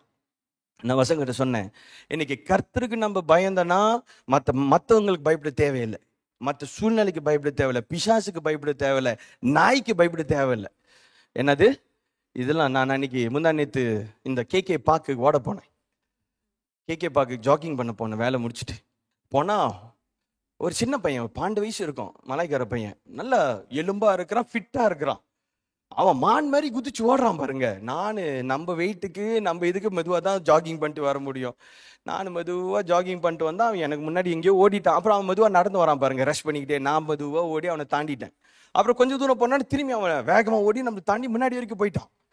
போயிட்டு திடீர்னு பண்ணா பிரேக் வைக்கிறான். பிரேக் வச்சுட்டு ரிவர்ஸ்ல வரான். நான் தூரத்துலேயே பார்த்துட்டே இருக்கேன், என்ன இவன் வேகமாக ஓடினவன் ரிவர்ஸ்ல வரான். அப்புறம் பார்த்தா டக்குன்னு நின்றுட்டு ஷூவை லேஸ் கட்டுற மாதிரி ஆக்ஷன் காட்டிக்கிட்டு இருந்தான். இவன் என்னடா பண்றான், நான் பார்த்துக்கிட்டே அப்படியே மெதுவாக ஓடிக்கிட்டே வரேன். ஓடிட்டே கிட்ட வந்தா பார்த்தா அங்கிட்டு ஒரு நாய் நிக்குது. இவன் நாயை பார்த்து பயந்துட்டு இங்க நிக்கிறான். அந்த நாய் அங்க நிக்குது, அந்த நாயை பார்த்து பயந்துக்கிட்டு இவங்க நிக்கிறான். நான் இவனை தாண்டி இப்படியே ஓடி போன பாருங்க, எனக்கு பின்னாடியே வரான். ஏன்னா இப்ப நாய் கடிச்சிச்சுன்னா இவனை கடிக்கிறோம், நம்ம தப்பிச்சு விடலாம். என் பின்னாடி வரான் பாருங்க. அவன் என்ன டக்டிக்கு, எல்லாம் நல்ல பயங்கரமான டக்டிக்கு. அதான் நம்ம வாலிப பசங்கிட்ட சொன்னேன், இன்னைக்கு பயம் வந்துச்சுன்னா பெலன் போச்சு. பெலனுக்கு யூஸ் இல்லை. சின்ன வயசு பையன் ஓட முடியும், அந்த நாய் துரத்துனால அந்த நாய் துரத்துற வேகத்துக்கு அவன் ஓடிடுவான்னு நினைக்கிறேன். வயசு யங் வயசு, உடம்புல பெலன் இருக்குது, சத்து இருக்குது. ஆனா பயம் வந்தனால கிரிப்பல்ட், பேரலிசிஸ், அங்கே நின்றுட்டான். இதுல பொய் வேற, ஷூலேஸ் கட்டுற மாதிரி அங்க நின்றுக்கிட்டு எல்லாம் நடக்குது பாருங்க. அப்போ பயம் வந்துட்டு இன்னைக்கு நம்ம கர்த்தருக்கு பயந்தனா மற்ற காரியத்துக்கு பயப்பட தேவையில்லை. மற்ற காரியத்துக்கு வந்துட்டு நீங்க கர்த்தருக்கு பயப்படலன்னா மற்ற எல்லா காரியத்துக்கும் இன்னைக்கு நம்ம பயந்து தான் வாழ வேண்டியதா இருக்கும். ஆமென். அப்ப இன்னைக்கு கர்த்தர் நம்மளுக்கு இந்த உடன்படிக்கையில கர்த்தர் நமக்கு என்ன தராருன்னா, நமக்கு அதுல ஒரு ஆறுதல் வச்சிருக்கிறார், நமக்கு அது ஒரு பலத்தை வச்சிருக்கிறாரு. ஆமென். அப்ப இன்னைக்கு அதுதான் இந்த உடன்படிக்கையில நமக்கு என்ன இருக்குது. இந்த உடன்படிக்கையில நான் ஆங்கில ஆராதனை பேசும்போது வேதத்துல ஒரு 5 விதமான உடன்படிக்கை இருக்கிறது. அது யாரு? பரிசுத்தவான்களோட கர்த்தர் செய்த உடன்படிக்கை. அந்த உடன்படிக்கை என்னன்னு நான் அப்படி பிரீஃபா சொல்லிட்டு அடுத்து போறேன். இதெல்லாம் நான் கொஞ்சம் ஸ்கிப் பண்ணிடுறேன். முதலாவது கர்த்தர் நோவாவோட பண்ண உடன்படிக்கை. நோவாவோட கர்த்தர் பண்ண உடன்படிக்கை இருக்குது. நோவாவோட கர்த்தர் பண்ண உடன்படிக்கை என்னது? இனி நான் பூமியை ஜலத்தினாலே அழிப்பதில்லை என்று சொல்லி கர்த்தர் நோவாவோடு ஒரு உடன்படிக்கை செஞ்சார். இந்த உடன்படிக்கை எதுக்காகனா, நம்மளை தொடர்ந்து உயிர் வாழ்வதற்காக, நம்மளுக்கு எந்த ஒரு ஆபத்து சேதம் வராம கர்த்தர் இனி உலகத்தை ஜலத்தினால் அழிக்க மாட்டேன்னு ஒரு உடன்படிக்கை பண்ணார். அது முதல் உடன்படிக்கை. சரிங்களா? வசனம் அங்க இருக்குது, ஆதியாகமம் 9:12-13 நீங்க பார்க்கலாம். அப்ப ஆண்டவர் சொன்னாரு, ஜலத்தினால இனி உங்களுக்கு பேர் அழிவு வராததுக்கு ஒரு எவிடன்ஸ் வச்சுட்டாரு. என்ன எவிடன்ஸ்? வானத்துல வானவில்லு இருக்குது. அப்ப வானவில் ஆண்டவர் சொல்றாரு, அந்த வானவில்லாம் பார்க்கும்பொழுது எத்தனையோ 1000 வருஷத்துக்கு முன்னாடி கர்த்தர் பண்ண உடன்படிக்கை அவர் இன்னும் நினைவு கூறுவாராம். நினைவு கூர்ந்து என்ன சொல்லுவாராம்? பூமியை நான் இனி ஜலத்தினால் அழிப்பதில்லை. வசனம் சொல்லுது, இந்த பூமி, இப்போ உள்ள பூமி எதுக்காக பாதுகாக்கப்பட்டிருக்கிறதா? அக்னியினால அழிக்கப்படுவதற்காக இந்த பூமி பாதுகாக்கப்பட்டிருக்கிறது. ஆனாலும் இனி ஜலத்தினால கர்த்தர் அழிக்க மாட்டார். கடைசி காலத்துல ஆண்டவரது 2வது வருகைக்கு அப்புறம் நியாயத்தீர்ப்புக்கு பிரகாரம் பூமியை கர்த்தர் அக்னியினால் அழிக்க போறார். அப்ப இப்போ உள்ள பூமியை கர்த்தர் அக்னியில அழிப்பதற்காக அதை வைத்திருக்கிறார். 2வது, ஆபிரகாமோடு கூட கர்த்தர் ஒரு உடன்படிக்கை வைத்தார். இந்த உடன்படிக்கை என்னது? அப்ப 99 வயசுல, ஆபிரகாமுக்கு 99 வயசு இருக்கும் பொழுது, ஆதியாகமம் 17 நீங்க பாத்தீங்கன்னா ஆண்டவர் ஆபிரகாமுக்கு தோன்றி சொல்றாரு, உனக்கு ஒரு மகன் பிறக்க போறான். எப்படி? எனக்கு ஒரு மகன் பிறப்பான். கேட்டிருக்கீங்களா அந்த பாட்டு? அவன் யாரை போல இருப்பான்? யாரு உங்களை போல இருப்பானா ஜீவமலர்? சரி, உங்களை மாதிரி இருந்தா சரி, ஸ்தோத்திரம். உங்களுக்கு ஒரு மகன் உங்களை மாதிரி இருந்தா தான் சரியா இருக்கும். அப்ப கர்த்தர் வந்துட்டு இன்னைக்கு ஆபிரகாம்கிட்ட சொல்றாரு, 99 வயசுல ஆண்டவர் சொல்றாரு, அடுத்த வருஷம் உனக்கு ஒரு மகன் பிறப்பான். அதுக்கு முன்னாடிக்கு அவருக்கு இஸ்மவேல் பிறந்துட்டாப்ல. ஆனா இஸ்மவேல் கர்த்தருடைய திட்டம் கிடையாது. இஸ்மவேல் பழைய உடன்படிக்கை. இஸ்மவேல் வந்துட்டு இவங்களுடைய அடிமைத்தனம். ஏன்னா ஆகார் ஒரு அடிமை, அந்த அடிமை பெண்ணுக்கு பிறந்த மகன் இஸ்மவேல். அப்ப அந்த ஆகாருடைய மகனுக்கு ஏற்படுகிற அந்த காரியம் வந்து என்னன்னா, அது ஒரு அடிமைத்தனத்தின் உடன்படிக்கை. ஆனா ஆண்டவர் வந்துட்டு தோன்றி சொல்றாரு, உனக்கு ஈசாக் என்ற ஒரு மகன் பிறப்பான், அவனோடு கூட அவனுடைய சந்ததியை நான் ஆசீர்வதிப்பேன்னு அந்த புதிய உடன்படிக்கை ஈசாக்கோட பண்ற அந்த உடன்படிக்கையை கர்த்தர் வந்து ஆபிரகாம் 99 வயசு இருக்கும் போது அந்த உடன்படிக்கையை பண்றார். அப்ப இங்க வந்து என்ன செய்யணும்னா, அந்த குடும்பத்தில் உள்ள ஆண் பிள்ளைகள்லாம் அவங்க நுனித்தோலை வெட்டணும் அப்படின்னு சர்க்கம்சிஷனை கர்த்தர் சொல்றாரு. இந்த உடன்படிக்கையில் என்ன நடக்குதுன்னா, பெருக்கம். ஆண்டவர் ஆபிரகாம்கிட்ட சொல்றாரு, உன்னுடைய சந்ததி எப்படி இருக்குமா, வானத்தின் நட்சத்திரத்தை போலவும் பூமியின் மணலை போலவும் அவர்கள் உலகத்தை நிரப்பி இருப்பாங்க. இது வந்துட்டு அந்த பெருக்கத்தின் ஆசீர்வாதம். என்ன பெருக்கம்? உங்களுக்கு இன்னைக்கு என்ன பெருக்கம் இருந்தா நல்லா இருக்கும் நீங்க விரும்புறீங்களோ அந்த பெருக்கம். நீங்க இன்னைக்கு நான் இன்னும் சில பேர் வந்துட்டு, சில பேருக்கு ஒரு கவலைங்க. எலும்பா இருக்கிறவனுக்கு இன்னும் கொஞ்சம் வெயிட்டு போட்டா நல்லா இருக்கும்னு அவனுக்கு ஒரு கவலை. குண்டா இருக்கிற என்ன மாதிரி ஆளுக்கு இன்னும் கொஞ்சம் வெயிட்டு குறைஞ்சா நல்லா இருக்கும்னு கொஞ்சம் விருப்பம். முடி இருக்கிற ஆளுக்கு என்ன பிரச்சனை, மாசம் முடிஞ்சா முடி போய் வெட்டணுமே, இது வேற ஒரு 15 சொல்லி செலவாகிக்கிட்டே இருக்குது. முடி இல்லாத ஆளுக்கு முடி இருந்தால் கொஞ்சம் நல்லா இருக்குமே அப்படின்னு ஆனால் இப்போலாம் நான் அந்த மாதிரி நினைக்கிறதில்ல. ஆண்டு எது கொடுத்தா சோத்திரம், கொடுத்தது வரைக்கும் சோத்திரம், அல்லேலூயா. அதனால எதுவாக இருந்தாலும் நன்றி சொல்லி நம்ம பேசாமல் இருக்குது. அப்போ எல்லாருக்கும் ஒரு விருப்பம் இருக்குது தான். இன்னைக்கு நம்ம என்ன விரும்புகிறோம், அந்த விருப்பத்தில் கர்த்தர் பெருக்கத்தை உண்டுப்போம். அப்போ பெருக்கம்னா என்னன்னா, நம்ம எண்ணி எண்ணி ஒரு காரியத்தை அது நம்ம பார்த்தோமா, அது வந்து ஆசீர்வாதம் கிடையாது. இன்னைக்கு நம்மளுக்கு மிஞ்சினது தான் ஆசீர்வாதம், அதுதான் பெருக்கம். அந்த abundance of blessing தான் கர்த்தர் இங்க பெருக்கம் என்று சொல்லி அழைக்கிறார். இது யாருக்கு வந்தது? ஆபிரகாமுக்கு கர்த்தர் கொடுத்த வாக்குத்தத்தம். முதலாவது நோவாக்கு கொடுத்த வாக்குத்தத்தம், ஆபிரகாமுக்கு கொடுத்த வாக்குத்தத்தம். கர்த்தர் வந்துட்டு அடுத்து மோசேயோடு கூட ஒரு வாக்குத்தத்தம் செய்தார். அந்த வாக்குத்தத்தத்தை நீங்க வந்து எங்க பார்க்கலாம்னா, எக்ஸடஸ் யாத்திரையாகமம் 19:5 நீங்க பாத்தீங்கன்னா, அங்க ஆண்டவர் வந்துட்டு மோசேயோடு ஒரு உடன்படிக்கை பண்றார். என்ன சொல்றான்னா, இந்த ஜனத்தை எனக்கென்று நான் ஏற்படுத்தினேன் அப்படின்னு சொல்லி என்ன பண்றாரு, அவங்கள உலகத்தின் ஜனத்திலிருந்து பிரித்து எடுக்கிறார். இன்னைக்கு உங்களாரையும் பிரித்து எடுத்தாரா? எடுத்திருக்காருங்களா? நம்மளை பிரித்து எடுத்து என்ன பண்ணாரு ஆண்டவர்? நம்மள என்ன பண்ணாரு? பிரித்து எடுத்தாரு. சரி, உலகத்தில் உள்ள ஜனத்திலேருந்து நம்மளை பேர் சொல்லி அழைத்திட்டாரு. இன்னைக்கு பிரித்து எடுத்து நம்மளை என்ன பண்ணிக்கிட்டு இருக்காரு நம்ம கர்த்தர்? உலகத்துல இருக்கிறவங்களுக்கு நமக்கு என்ன வித்தியாசம்? இன்னைக்கு சபையில இருக்கிற நமக்கு அப்படி என்னங்க பெரிய ஆசீர்வாதம் அப்படின்னு நம்ம யாராச்சும் யோசிச்சு பார்த்துருக்கீங்களா? உங்களுக்கும் உலகத்தாருக்கும் என்ன வித்தியாசம்? இன்னைக்கு உலகத்தாருக்கும் நமக்கும் ஒரு வித்தியாசமும் இல்லைன்னா அப்ப நம்ம ஜீவனத்துல ஏதோ ஒரு குறை இருக்குதான். கர்த்தர் நம்மளை அழைத்தது என்னத்துக்காக? நமக்கு மோட்ச வாழ்க்கை இருக்கு, நமக்கு நித்திய வாழ்க்கை தரணும் அப்படின்னு. ஆனா அது மட்டும் கிடையாது. இந்த பூமியில இருக்கும் பொழுதும் கூட கர்த்தர் நம்மளை எப்படி சமாதானத்தோடும் சந்தோஷத்தோடும் திருப்தியோடும் கர்த்தர் நடத்தத்தான் விரும்புறார். உபத்திரவங்கள் எல்லாருக்கும் உண்டு, அது மாற்றவே முடியாது. அல்லேலூயா. ஒவ்வொருத்தருடைய சூழ்நிலையிலும் கடினம், கஷ்டம், கண்ணீர் இதெல்லாம் வர்றது இயல்பு. அதோடு கூட ஆனந்த சத்தம், ஆனந்த கழிப்பையும் கர்த்தர் நமக்கு எல்லாருக்கும் தருகிறார். ஆமென். அப்ப நம்மளுடைய ஜீவனத்துல இயல்பா ஒரு சில காரியங்கள் எல்லாருக்கும் நடக்கிறது தான். ஆமென். ஆனா கர்த்தர் வந்து எப்படி நம்மளை அழைச்சிருக்கிறார்னா, நமக்கும் உலகத்தாருக்கும் ஒரு வித்தியாசம் இருக்கணும். என்னாலே உன் நாட்கள் பெருகும், உன் ஆயுசின் வருஷங்கள் விருத்தியாகும்னு கர்த்தர் சொன்னாரு. அப்ப நம்மளுடைய வாழ்க்கையில எப்படி இருக்குன்னா, அந்த சமாதானம் பெருக்கும், அந்த சந்தோஷம் பெருக்கும், அந்த திருப்தி நம்ம வாழ்க்கையில். இன்னைக்கு அதனால தான் வந்து துதி ஆராதனை நேரம் நமக்கு ரொம்ப இம்பார்ட்டன்டான நேரம்.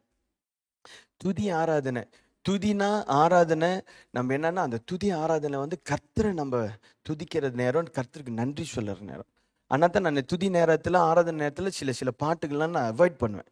நம்ம தனிப்பட்ட ஜபத்தில் வீட்டில் ஒரு சில பாடல் பாடலாம். அது அர்ப்பண பாடலாக இருக்கும், அது ஜப பாடலாக இருக்கும், அது நம்ம வந்து கர்த்தர்கிட்ட சரணடைகிற பாடல்கள் இருக்குது. அதெல்லாம் எங்கே பாடணும்? நீங்கள் எங்கே பாடணும்? நீங்கள் வீட்டில் தனியாக இருக்கும் பொழுது உங்களுடைய பர்சனல் கமிட்மெண்ட் கர்த்தரோட அந்த நேரத்தில் அந்த பாடலை பாடுனீங்கன்னா கர்த்தர் வந்து உங்களோட கூட பர்சனலாக டீல் பண்ணுற நேரம். ஆனால் இன்னைக்கு நம்ம தேவாலயத்துக்கு போகிறோம் வச்சுக்கோங்க. நீங்கள் மோசே உண்டாக்கின கூடாரம், அதுக்கப்புறம் தாவீதுக்கு பிறகு சாலமோன் கட்டின தேவாலயம். தேவாலயத்துக்கு போனீங்கன்னா அங்க பலிகள், புதிய ஏற்பாடுல பலிகள் என்னது? உதிரின் கனியாகிய ஸ்தோத்திர பலி தான் இன்னைக்கு புதிய ஏற்பாடு பலி. பழைய ஏற்பாடுல தான் வித்தியாசமான பலிகளை செலுத்தினாங்க. இன்னைக்கு புதிய ஏற்பாடுல ஒரே பலி, உதிரின் கனியாகிய ஸ்தோத்திர பலி தான் வசனம் புதிய ஏற்பாடு ஆண்டு சொல்றார். அப்ப இன்னைக்கு தேவாலயத்துக்கு நம்ம வந்துட்டோம்னா இன்னைக்கு என்னது? அந்த துதி பலி தான் அதிகமா நம்ம செலுத்தணும். ஆராதனையா இருந்தாலும் சரி, நான் சபைக்கு அதனால தான் வந்தா, சபைக்குள்ள வந்தோடனே ஒரு சில ஜபம், அது துதி ஜபம் தான், துதி தான் அது. அதை தான் நான் முதல்ல சொல்லுவேன். அவர் வாசலர்களே என்ன துதியோட அவர் பிரகாரங்களுக்குள்ள நம்ம அந்த நன்றி செலுத்துதலோட, you come into his courts with praise and into his inner courts with thanksgiving. இதுதான் நம்ம செஞ்சாகணும். ஆமென். அப்ப நம்ம துதி பலியோட தான் இன்னைக்கு நம்ம ஜீவனத்துல நம்ம அதிகமா வாழணும். இங்க மோசேயை கர்த்தர் சொன்னாரு, இந்த ஜனத்தை நான் எனக்காக பிரித்து எடுத்தேன். என்னத்துக்காக நம்மளை பிரித்து எடுத்தாரு? கர்த்தருடைய துதியை சொல்லி வருகிற ஜனமாய் நம்மள பிரித்து எடுத்தார். அவரு துதியை நம்ம சொல்லி வரும் பொழுது இன்னைக்கு நம்ம ஜீவனம் எப்படி இருக்குன்னா வித்தியாசமா நடத்துவார். பல வருஷத்துக்கு முன்னாடி பாஸ்டர் தாமஸ் கார்லோஸ், நைஜீரியன், ஆனால் இந்தோனேஷியாவில் ஊழியம் செய்கிறார். உங்களுக்கு ஒரு சில பேருக்கு தெரியும் பாஸ்டர் தாமஸ் கார்லோஸ் சார். அவர் நம்ம சபையில், ஆங்கில சபையில் ஒரு சர்வீஸ்க்கு பிரசங்கம் பண்ணும்போது அவர் என்ன சொன்னார்னா, உலகத்தாருக்கும் நமக்கும் என்னங்க வித்தியாசம்? உலகத்தாருக்கும் நம்மள மாதிரி பிரச்சனை வருது, அவனுக்கும் பலவீனம் வருது, அவனுக்கும் வயிற்று வலி வருது, அவனுக்கும் சில நேரத்தில் கடன் பிரச்சனை இருக்குது, அவங்க சில நேரத்தில் குடும்ப பிரச்சனை இருக்குது, அவங்க வெளியும் பிள்ளைங்களுக்கு பிரச்சனை வருது, அவங்க எல்லாருக்கும் நம்மள மாதிரி தானே பிரச்சனை வருது, நமக்கு அவங்களுக்கு நீங்கள் என்ன வித்தியாசம் அப்படின்னு கேட்டார். அப்புறம் அவர் சொன்ன பதில் என்னன்னா, அவர் சொல்றாரு, உலகத்தாருக்கும் நமக்கும் உள்ள பெரிய வித்தியாசமே ஆண்டோட கிருபை. ஒரே சூழ்நிலையில நம்ம ரெண்டு பேரும் கடந்து போவோம். அவங்க அந்த பிரச்சனையில தொய்ஞ்சு போயிடுவாங்க, மடிஞ்சு போயிடுவாங்க, அதுலேருந்து தப்பிச்சு வர முடியாது. நமக்கு கர்த்தர் கிருபை கொடுத்து நம்ம அதுலேருந்து தூக்கி எடுத்துருவார், நம்மளை அதுல தப்பிக்க பண்ணிடுவார், நம்மளை அதுலேருந்து மீட் எடுத்துருவார். அல்லேலூயா. நம்மளை கர்த்தர் எப்படியும் அதுலேருந்து தப்பிக்க வச்சு நம்மளை நடத்தி வந்துருவார். அதுதான் நம்மளுக்குள்ள வித்தியாசம். அந்த தேவ கிருபை உலகத்தாருக்கு கிடையாது. தேவ ஜனமாகிய உங்களுக்கும் எனக்கும் தான் இன்னைக்கு அந்த தேவ கிருபையை கர்த்தர் வச்சிருக்கிறார். ஆமென். அப்ப மோசேயோடு கர்த்தர் கொடுத்த இந்த உடன்படிக்கை, செய்த இந்த உடன்படிக்கை என்னவென்றால், அவர்களை பிரித்தெடுத்து அவர்களை சொந்த ஜனமாக கர்த்தர் அவர்களை தேர்ந்தெடுத்தார். அதற்கு பிறகு தாவீதோடு கூட கர்த்தர் ஒரு உடன்படிக்கை செய்தார். இந்த தாவீதோடு கூட செய்த உடன்படிக்கை என்னது? அவருடைய சந்ததியை கர்த்தர் நிலைப்படுத்துவார் என்று சொல்லி தாவீதோடு கூட ஒரு உடன்படிக்கை கர்த்தர் செய்தார். அல்லேலூயா. தாவீதுக்கு கர்த்தர் என்ன செஞ்சார்? ஒரு நிரந்தரமான ஒரு சந்ததியை ஏற்படுத்துவேன் என்று கர்த்தர் தாவீதுக்கு இந்த உடன்படிக்கை கொடுத்து, அந்த தாவீதோட சந்ததியை இயேசு கிறிஸ்து வர பண்ணி, இன்னைக்கு இயேசு கிறிஸ்து நித்திய காலமாக ராஜாவாக அவர் ஆளுகை செய்கிறார். அப்ப தாவீதுக்கு நிரந்தரமான ஒரு ராஜ்யத்தை கொடுப்பேன் என்று சொன்ன வார்த்தையை கர்த்தர் நிறைவேற்றிட்டார். தாவீதுக்கு கர்த்தர் கொடுத்த வாக்கு தத்தங்கள் அதுல ஒன்னொன்னு வித்தியாசமா இருக்கும். ஆனா அதுல தாவீதை பத்தி நம்ம இன்னைக்கு பார்த்தோம்னா, தாவீதோடைய வாழ்க்கையில அவர் கர்த்தரை அந்த அளவுக்கு நம்பினார். அதனால்தான் இன்னைக்கு தாவீதோட சங்கீதங்கள் அதிகமா இருக்கும். தாவீதோட சங்கீதத்துல துதி அதிகமா இருக்கும். அவர் என்ன பண்ணாலும் கடைசியில துதியில நின்றுவார். தாவீது ஒரு இடத்துல ராஜாக்கு முன்னாடி போய் நிக்கிறாரு. கோலியாத் என்ன பண்றாரு? கோலியாத்து ஜனங்கள் எல்லாத்தையும் சேலஞ்ச் பண்ணிட்டு இருக்கிறாரு. நீங்களாம் சவுலோட அடிமைகள்னு சொல்லி கோலியாத் அவங்களெல்லாம் தரக்குறவா பேசுறாரு. ஆனா இங்க வீரர்கள் என்ன பண்ணிக்கிட்டு இருக்காங்க? வீரர்கள் தூரத்திலிருந்து பார்த்து கொண்டு இருக்கிறார்கள். என்ன பண்றாங்க? வீரர்கள் என்ன பண்ணோம்? சண்டைக்கு போனாங்க. நீ சொன்ன மாதிரி சண்டைக்கு போனவங்க என்ன பண்ணிட்டாங்கன்னா, எதிரி எங்கேயோ இருக்கிறான், இவங்க எங்கேயோ இருக்கிறாங்க. ஆனா சண்டைக்கு எல்லாம் வாரி வரிஞ்சு கட்டிட்டு போயிட்டாங்க. சண்டைக்கு போனோன்னா வாரி வரிஞ்சு கட்டிட்டு எல்லாம் போய் நின்றுட்டான். கோலியாத்தை பாக்குறாங்க, இத்தனை அடி மனுஷன நம்ம எப்படி போய் இவனை அடிக்கிறது? அவன் சொல்றான், எத்தனை பேர் வந்தாலும் வாங்கடா, நான் இன்னைக்கு உங்களெல்லாம் அடிச்சு கொல்ல போறேன். அப்படி நீங்களாம் இன்னைக்கு தோத்துட்டீங்கன்னா நீங்களாம் எங்களுக்கு அடிமை அப்படின்னு சொல்லி சவுலோட அடிமைகளேன்னு சொல்லி அவங்கள கண்டதனமா திட்டிக்கிட்டு இருக்கான். இப்ப வீரர்கள்லாம் என்ன பண்றாங்க? வீரர்கள்லாம் பின்னாடி நின்று பாக்குறாங்க, என்னையா இவனை யாரையா போவீங்க, நீங்க யாராச்சும் போவீங்களா? தம்பி நீ போறியாப்பா? அண்ணா நீங்க தான் சீனியர் ஆஃபீஸர், நீங்க போங்கண்ணே. நான் சீனியர் ஆஃபீஸர் தான்ப்பா, ஆனா இங்க போனேன்னா இன்னைக்கு நான் சுக்கு நீரா ஆயிடுவேன்னு நினைக்கிறேன். இவனை பார்த்தா நம்மள மெதிச்சிருவான் போல இருக்கு, ஒரே மெதியில நம்ம அவுட்டு அப்படின்னு சொல்லிட்டு ஒருத்தரும் சண்டைக்கு போல பாருங்க. எல்லாரும் ஒரு படைக்கு பின்னாடி ஒளிஞ்சு நிக்கிறான். தாவீது பார்த்தாரு, இவன் கத்துறத, கோலியாத்தை வந்து கண்டதனமா பேசுறத தாவீது கேட்டாரு பாருங்க. போயிட்டு தளபதிட்டு சொல்றாரு, நான் சண்டைக்கு போறேன்னு சொல்றாரு. He was a young man, 15 வயசு தான் இருக்கும்னு நினைக்கிறேன், 15-16 வயசு தான் இருக்கும். அவரு தாவீது கோலியாத்தை எதிர்க்க போகும் பொழுது he was a very young man. Samuel தீர்க்கதரிசி அவரை அபிஷேகம் பண்ணும் பொழுது அவருக்கு 14-15 வயசு தான் இருந்திருக்கும். அதுக்கப்புறம் ஒரு வருஷம் பக்கம் அவரு ராஜாவுடைய அரண்மனையில வீணை வாசிச்சுட்டு இருந்தாரு. எப்ப சவுலுக்கு பிசாசு பிடிச்சோன்னா வீணை வாசிக்க கொண்டாந்து விட்டுருவாங்க. ஒரு வருஷத்துக்கு வீணை வாசிக்கிட்டு இருந்தாரு. அதுக்கப்புறம் தான் கோலியாத்தை வரான். அப்போ அவருக்கு இருந்த ஒரு 17 வயசு பக்கம் தான் இருக்கும் பாருங்க. அந்த 17 வயசுல இப்ப வீணை வாசிட்டு வந்து இப்ப நேரா போய் நிக்கிறாரு. இவரை தளபதியிட்ட சொன்னாரா, நான் எதிர்த்து நிக்கிறேன்னு. தளபதி என்ன பண்ணிட்டாரு, நேரா ராஜாட்ட கொண்டு போய் விட்டுட்டாரு சவுலுக்கிட்ட. சவுலுக்கு அடையாளமே பார்க்கல பாருங்க. ஒரு வருஷமா பிசாசு வந்தா இவர் தான் வீணை வாசிக்கிட்டு இருக்கிறாரு. ஆனா வசனத்துல என்ன சொல்றாரு, இவன் யாருன்னே தெரியல, தாவீது யாருன்னு தெரியாம கேட்கிறாரு, நீ யாரோட பையன் கேட்கிறாரு. ஒரு வருஷமா இவர் தான் வீணை வாசிக்கிட்டு இருக்காரு. அவராலையும் நம்ப முடியல. வீணை வாசிச்ச பையனா சண்டைக்கு போறேன்னு அவரால் நம்ப முடியல பாருங்க. நீ யாரோட பிள்ளைன்னு கேட்கிறாரு. கேட்டோன்னு தாவீது சொல்றாரு, ராஜா கிட்ட தான் தாவீது சொல்றாரு, ஒரு முறை சிங்கம் வந்துச்சு, ஒரு முறை கரடி வந்துச்சு, ரெண்டுத்தையும் கர்த்தர் நான் கிழிச்சு போட்டுட்டேன், வாயை பிடிச்சி தாடையை பிடிச்சி கிழிச்சு போட்டுட்டேன்னு சொல்லிட்டு இந்த கோலியாத் ஏமாத்துறோம், நான் போறேங்க ராஜான்னு சொல்லி சவுலுக்கிட்ட தாவீது சொல்றாப்புல. சவுல் பார்த்தாரு, சரி இத்தனை பெரிய படையில ஒரு சின்ன பையனுக்காச்சும் கொஞ்சம் தைரியம் இருக்கு, இவரே வந்துட்டு அரண்மனையில இருக்கிறாரு சவுல். யுத்த நேரத்துல ராஜா எங்க இருக்கணும், படையோட இருக்கணும். வசனத்துல பாத்தீங்கன்னா ராணுவத்தின் மத்தியில ராஜா வர்றது போல இறைச்சலாம். ஒரு ராஜா ராணுவத்தின் மத்தியில் வரும்பொழுது ஒரு பெரிய இறைச்சல் சத்தம். அந்த ராணுவத்துக்கே அந்த ராஜா வரும்போது ஒரு பலன், ஒரு மோட்டிவேஷன். ராணுவத்துக்கு நடுவில் ராஜா வர்ற போல ஒரு இறைச்சல் சத்தம் வருமா. சவுலு அரண்மனையில ஒளிஞ்சிட்டு இருக்கிறாரு, என்ன பண்றதுன்னு தெரியாம. தாவீது இப்படி சொன்னாரா சொல்லிட்டு அவர் போயிட்டு கோலியாத் முன்னாடி நிற்கும் போது அவர் எப்படி சொல்றான்னு பாருங்க. 1 சாமுவேல்ல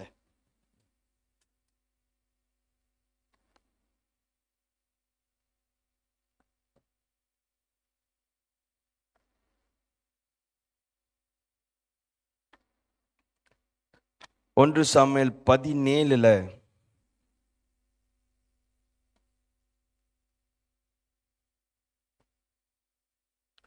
41.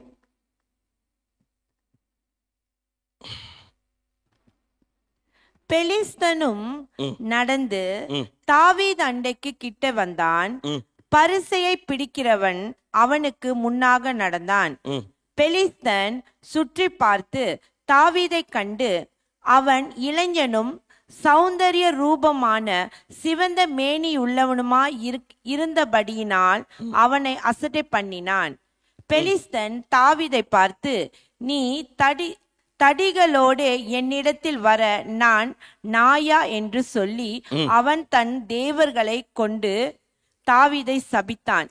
அவன் சொன்னான், கோலியாத் சொல்றான், தடிகளை நீ தடியோட வர, தடியில் அடிக்க என்ன நாயான்னு கேட்டாரு. தாவீது என்ன பண்ணாரு, அவன் நாய்க்கும் மோசமான ஆளு, தடி கூட பாய்க்கல, கல்லு தான் பாய்ச்சாரு. தடி கூட பாய்க்கல அவரு. அது வந்துட்டு இந்த பெரிய கல் இல்ல, நாயை துரத்தவாது நம்ம கொஞ்சம் பெரிய கல் தூக்கி அடிக்கிறோம். இவரு அந்த கூழாங்கல் கடல்ல ரிவர்ல உள்ள அந்த சின்ன கல்லை பொறுக்கிட்டு வந்தாரு, ஸ்மூத்தா உள்ளது, அந்த கல்லை தான் பொறுக்கிட்டு வந்தாரு. அப்ப தடியில கூட கோலியாத் அடிக்கல. 41 வாசிங்க.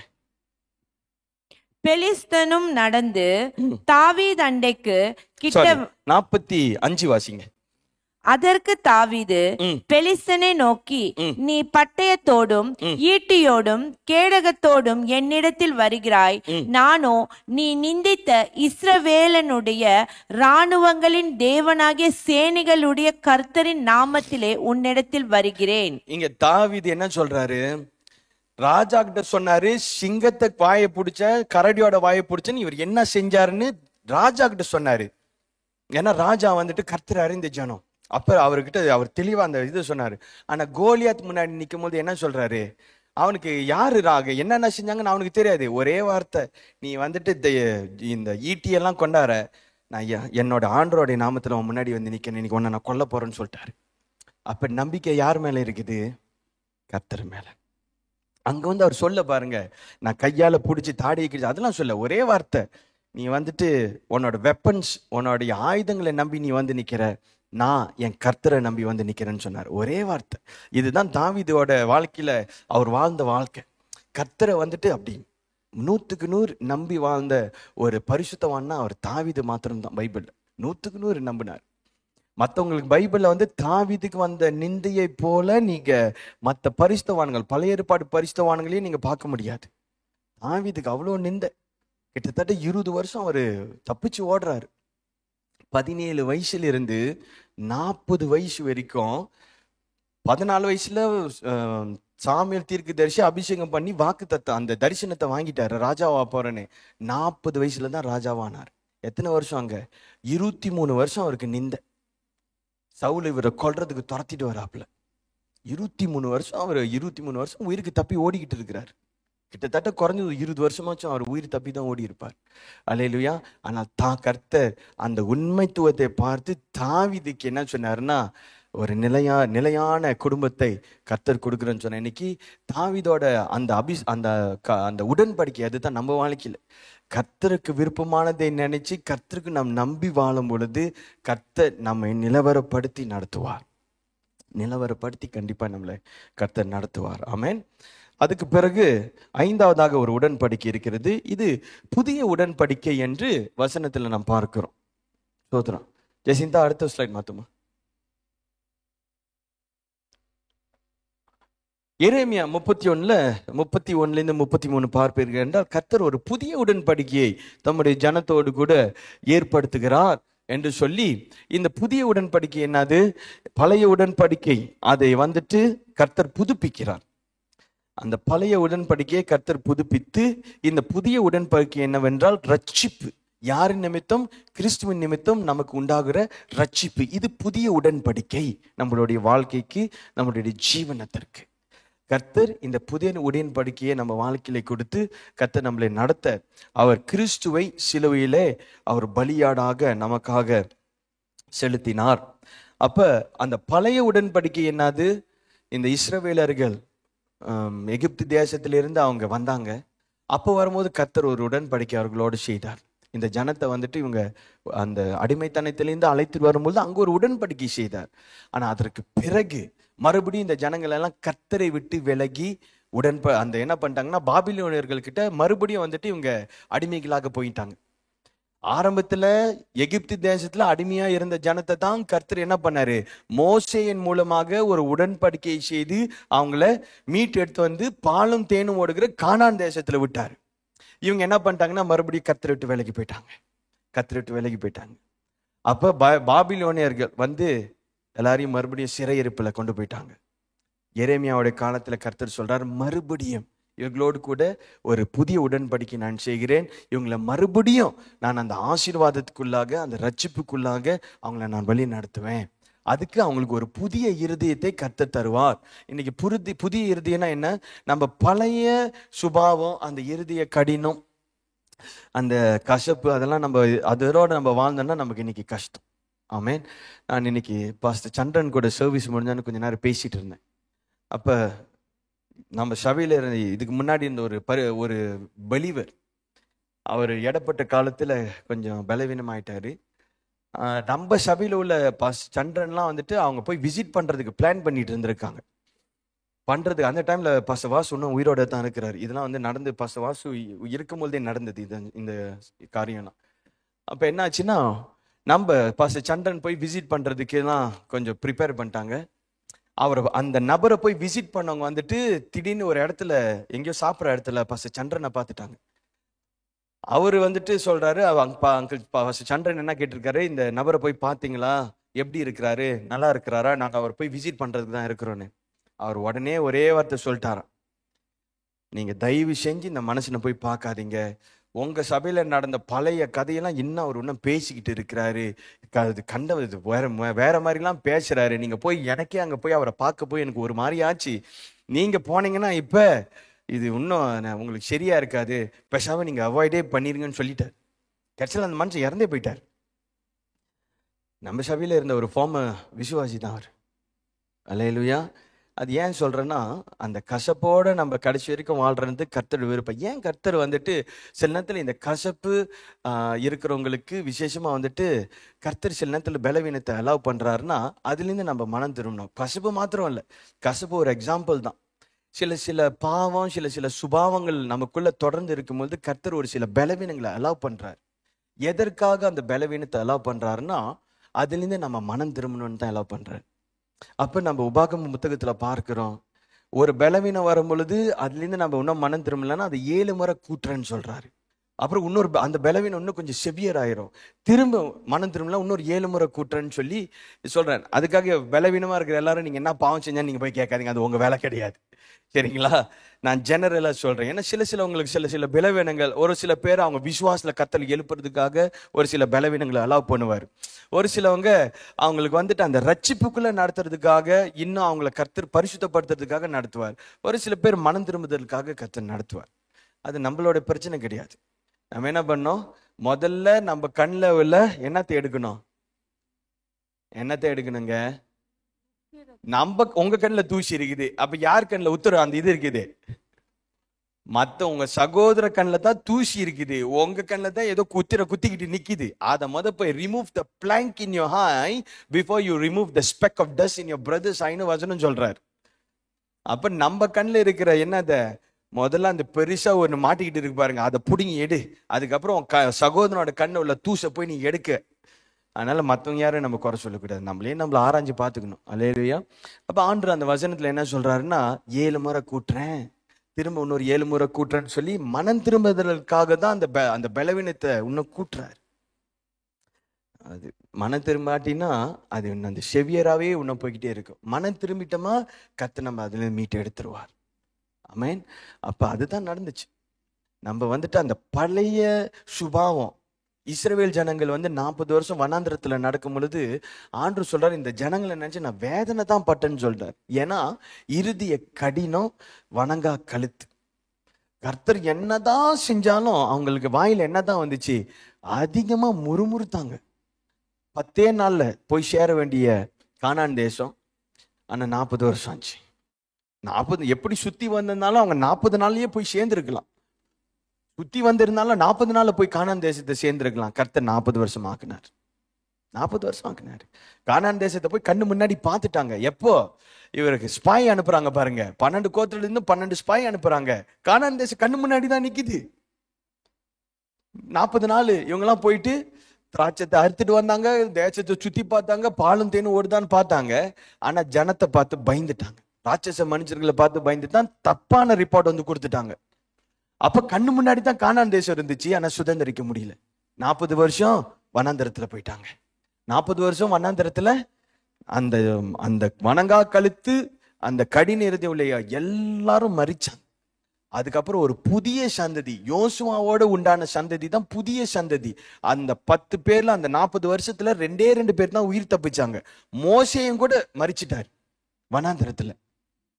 காலேபும் யோசுவா மட்டும்தான் தப்பிச்சாங்க. ஏன்னா இவங்க 2 பேர் தான் உண்மையா கர்த்தரை நம்பி வந்து ரிப்போர்ட் கொடுத்தாங்க. அப்ப அந்த சந்ததியில 5 லட்சம் ஜனங்க வந்தாங்க. 600,000 பீப்புள், 6 லட்சம் ஜனங்கள் எகிப்திலிருந்து வந்தாங்க. 2 பேர் தான் உண்மையா இருந்தாங்க 6 லட்சத்துல. அவங்க 2 பேர் தான் கானான் தேசத்துக்குள்ள போனாங்க, மற்றதெல்லாம் புதிய சந்ததி. அப்ப அந்த பழைய சுபாவம் நம்ம வாழ்க்கையிலேருந்து எப்படி நம்ம விட்டு தான் விலகணும். அதுக்கு தான் நம்ம நாளுக்கு நாள் நம்ம என்ன ஆகணும், நம்ம இன்னும் பரிசுத்தப்படுத்தி தான் ஆகணும். கெட்ட வார்த்தை, அப்புறம் நம்ம பேசுகிற சில தவறான பேச்சுங்க, குறை பேசுறது, முறுமுறுக்கிறது, நம்ம வந்துட்டு சரி இதெல்லாம் நம்ம விட்டு விலகி தான் ஆகணும். கோபம், மூர்க்கம், இதெல்லாம் நம்ம என்ன செய்யணும், பழைய சுபாவம். இங்கே கர்த்தர் அந்த ஜனத்தோடு கூட ஒரு புதிய உடன்படிக்கை அப்படின்னு சொல்றாரு. அது எப்படி இருக்குமா, இந்த வசனத்தை வாசிங்க. எரேமியா 31, 33 வரைக்கும் வாசிங்களேன். அந்த என்ன வசனம்? எரேமியா 31ல 31ல இருந்து 33. இதோ நாட்கள் வருமென்று கர்த்தர் சொல்லுகிறார். அப்பொழுது இஸ்ரவேல் குடும்பத்தோடு யூதா குடும்பத்தோடும் புது உடன்படிக்கை பண்ணுவேன். புதிய உடன்படிக்கை பண்றாராம். நான் அவர்கள் பிதாக்களை எகிப்து தேசத்திலிருந்து அழைத்து வர கண்டுபிடித்த நாளிலே அவர்களோடே பண்ணின உடன்படிக்கையின் அல்ல. ஏனெனில் நான் அவர்களுக்கு நாயகராயிருந்தும் அந்த என் உடன்படிக்கை அவர்கள் மீறி அவமாக்கி போட்டார்களே என்று கர்த்தர் சொல்லுகிறார். அந்நாட்களுக்கு பிற்பாடு நான் இஸ்ரவேல் குடும்பத்தோடே பண்ண போகிற உடன்படிக்கையாவது, நான் என் நியாய பிரமாணத்தை அவர்கள் உள்ளத்திலே வைத்து அதை அவர்கள் இருதயத்திலே எழுதி, நான் அவர்கள் தேவனாயிருப்பேன், அவர்கள் என் ஜனமாயிருப்பார்கள் என்று கர்த்தர் சொல்லுகிறார். அப்ப ஆண்டவர் வந்துட்டு புதிய உடன்படிக்கை அவருடைய பிரமாணங்களை நம்மளுடைய இருதயத்தில் வைப்பாராம். இதுதான் புதிய உடன்படிக்கை. அப்ப பழைய உடன்படிக்கை எப்படி? சங்கீதம் 95:10 அந்த பழைய உடன்படிக்கையோட ஜனத்தை குறித்து கர்த்தர் ஒரு வார்த்தை சொல்றார். சங்கீதம் 95:10 வாசிங்க.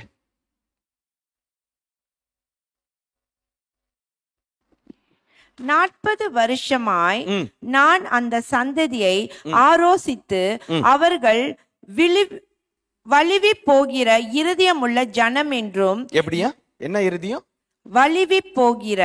வலுவி போகிற. வலுவியா வலவியா?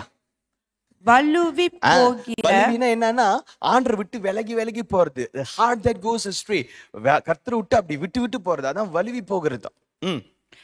40 வருஷமாய் நான் அந்த சந்ததியை ஆரோசித்து அவர்கள் வலிவி போகிற இருதயமுள்ள ஜனம் என்றும் என்னுடைய வழிகளை அறியாதவர்கள் என்றும் சொல்லி. 40 வருஷம் கர்த்தர் கூட இருந்தும் கர்த்தருடைய வழியை அறியலையாம். என்ன ஆச்சரியம்! இத்தனைக்கும் கர்த்தர் அவங்களோட கூட தினம் தினம் வந்துட்டு பிரயாணம் பண்றாரு. எப்படி? பகலில மேகஸ்தம்பமும் இரவில அக்னி ஸ்தம்பமும். 40 வருஷம் ஜனங்கள் கூட கர்த்தர் போனாரு. ஒவ்வொரு தடவைக்கும் கூடாரத்துக்குள் வரும்போது, ஜீவமலர் என்ன தேடுறீங்க? யாரும் காணா ஆக்கிட்டீங்களா? நீங்க காணா போயிட்டீங்களா? சோத்ரம். 40 வருஷம் கர்த்தர் அவங்க கூடவே இருந்தாரு. ஒவ்வொரு தடவையும் மோசே கூடாரத்துக்குள்ள போகும்போது தேவனுடைய பிரசன்னம் அப்படி வந்து இறங்கி நிற்கும். 40 வருஷம் அவங்கள பார்த்திருந்தார். ஆனா என்னாச்சு? கர்த்தர் அப்படி விட்டு விலவி தான் போனாங்களா அந்த கூட்டம். ஒன்றும் பண்ண முடியாது. அப்ப இதான் நம்மளுடைய இருதயம். கர்த்தர் நம்மளை வந்து அழைத்தது எதற்காகனா, நமக்கு ஒரு புதிய இருதயத்தை கொடுக்கறதுக்காக. அதுதான் புதிய உடன்படிக்கை. பழைய உடன்படிக்கையை தான் வந்துட்டு இந்த ஜனம், இது பழைய, நாம சங்கீதம் 95:10 வாசிக்கிறது வந்து பழைய உடன்படிக்கையோட ஜனங்கள். புதிய உடன்படிக்கையில கர்த்தர் சொல்றாரு, அவங்களுக்குள்ள புதிய இருதயத்தை கொடுப்பேன். அந்த புதிய இருதயம் என்னது? அந்த பழைய, நம்ம புதன்கிழமை வந்தா பாஸ் இடி முழக்கம் கூட அந்த வார்த்தை தான் சொன்னார். பழைய அப்பம் என்னது? அந்த பழைய சுபாவம், அதெல்லாம் தான் பழசு. அதெல்லாம் நம்ம விட்டு விலகி வரணும். அதுதான் கர்த்தருடைய விருப்பம் நமக்குள்ள. ஆமென். இப்ப கர்த்தர் இந்த 5 விதமான உடன்படிக்கையை நம்ம வேத வசனத்துல பார்க்கலாம். அந்த உடன்படிக்கைகளை நம்ம இன்னும் கொஞ்சம் பிரித்து பார்த்தோம்னா, உடன்படிக்கையில வெவ்வேறான உடன்படிக்கை உண்டு. இது வந்துட்டு கர்த்தர் செய்த முக்கிய 5 உடன்படிக்கைகள். என்னென்ன உடன்படிக்கை பார்த்தோம்? கர்த்தர் யாரோட உடன்படிக்கை பண்ணாரு? முதல்ல நோவா, அப்புறம் ஆபிரகாம், அப்புறம் யாரு?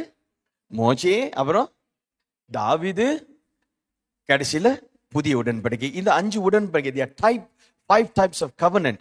ஆனா வசனத்துல நம்ம பார்த்தோமா இன்னும் ஒரு சில வித்தியாசமான உடன்படிக்கை இருக்கு. அதுல ஒன்னே ஒண்ணு மட்டும் தான் நான் சொல்லிட்டு நம்ம ஜெபிப்போம்.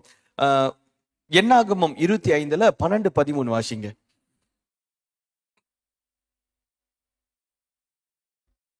என்னாகமம் 25 12-13. ஆகையால் இதோ அவனுக்கு என் சமாதானத்தின் உடன்படிக்கை கட்டளையிடுகிறேன். என்ன கொடுக்கிறாராம் கர்த்தர்? உங்களுக்கு சமாதானத்தின் உடன்படிக்கையும் கர்த்தர் நமக்கு கொடுக்கிறார். அவன் தன் தேவனுக்காக பக்தி வைராக்கியம் காண்பித்து இஸ்ரவேல் புத்திரருக்காக பாவ நிவர்த்தி செய்தபடியினால் அவனுக்கும் அவனுக்கு பின் அவன் சந்ததிக்கும் நித்திய ஆசாரிய பட்டத்திற்குரிய உடன்படிக்கை உண்டாயிருக்கும் என்று சொல் என்றார். ஒரு நித்திய ஆசாரியருடைய உடன்படிக்கையை கர்த்தர் பண்ணுகிறார். இந்த உடன்படிக்கைக்கு கர்த்தர் கொடுக்கிற பெயர் சமாதானத்தின் உடன்படிக்கை. என்ன பேரா? சமாதானத்தின் உடன்படிக்கை. இந்த சமாதானத்தின் உடன்படிக்கை நித்திய ஆசாரிப்பின் உடன்படிக்கை என்று கர்த்தர் இங்க கொடுக்கிறார் இந்த வசனத்தை. அல்லேலூயா. இதே சமாதானத்தின் உடன்படிக்கை எசேக்கியேல்ல 34:25 வாசிங்க. எசேக்கியேல் 34:25. எசேக்கியேல் 34:25. நான் அவர்களோடு சமாதான உடன்படிக்கை செய்து துஷ்ட மிருகத்தை தேசத்தில் இராதபடிக்கு ஒழிய பண்ணுவேன். அவர்கள் சுகமாய் வனாந்தரத்தில் தாபரித்து காடுகளில் நித்திரை பண்ணுவார்கள். அப்ப இந்த சமாதானத்தின் உடன்படிக்கையில முதல்ல நித்திய ஆசாரியர் அப்படின்னா உங்க அழைப்புல கர்த்தர் நடத்துறதுக்கு இன்னைக்கு அந்த சமாதானத்தின் உடன்படிக்கை உங்களுக்கு கொடுக்கிறாரு. உங்களுடைய அழைப்பு என்னன்னு சொல்லி இன்னைக்கு நம்ம கேட்டு தெரிஞ்சுக்கணும். அநேகர் கிறிஸ்துவ ஜீவியத்துல 20 வருஷம் 30 வருஷம் 40 வருஷம் 50 வருஷம் எத்தனை வருஷம் நீங்க கிறிஸ்துக்குள்ள இருந்தாலும் கர்த்தருக்குள்ள உங்க அழைப்பு என்ன என்று நீங்கள் கேட்டு கண்டு அறிய வேண்டும். அதுதான் நம்ம தெரிஞ்சுக்க வேணும். அந்த அழைப்பு என்னன்னே தெரியாம சில நேரத்தில் நம்ம கிறிஸ்துவ ஜீவியத்தை இப்படியே ஓட்டிடுறோம். இதுக்காக கர்த்தர் நம்மளை அழைக்கல. ஒவ்வொருத்தருடைய வாழ்க்கையிலும் கர்த்தர் ஒரு விசேஷ அழைப்பை வைத்திருக்கிறார். எத்தனை பேர் உங்களுக்கு அழைப்பு இருக்குன்னு நம்புறீங்க? கொஞ்சம் கை தூக்கி காட்டுங்க பாப்போம். சரி, அல்லேலூயா. அழைப்பு இருக்கிற 4 பேர் முழுசா தூக்கியிருக்கீங்க, 3 பேர் முக்காத அளவு தூக்கிருக்கீங்க, அங்கிட்டு ஒரு 4 பேர் காலவு தூக்கியிருக்கீங்க, மீதி பேர்லாம் யோசிச்சுட்டே இருக்கிறீங்க. கொடுத்தாரா இல்லையான்னு தெரியல, எங்களை கொண்டாந்து சபையில விட்டுட்டாங்க, இனி என்ன நடக்க போதோ தெரியல அப்படின்னு பாதி பேர் இப்படி இருக்கிறீங்க. எப்படியா இருந்தாலும் எல்லாருக்கும் ஒரு அழைப்பு இருக்கு. கண்டிப்பா அழைப்பு இருக்கு. அழைப்பு இல்லாம கர்த்தர் நம்மளை அழைக்க வேண்டியது, நம்மளை கர்த்தர் ரட்சிக்க வேண்டியதுக்கு அவசியம் இல்லையே. நம்மளை அழைச்சதுக்கு ஒரு தீர்மானம் கர்த்தர் ஒரு திட்டம் வச்சிருக்கிறாரு கண்டிப்பா. அல்லேலூயா. அப்ப இன்னைக்கு உங்களுடைய அழைப்பு என்னவென்று நம்ம கர்த்தர்ட்ட நம்ம தான் கேட்கணும். ஒரு டைம் கர்த்தர்ட்ட அழைப்பு என்னன்னு கேட்டேன்.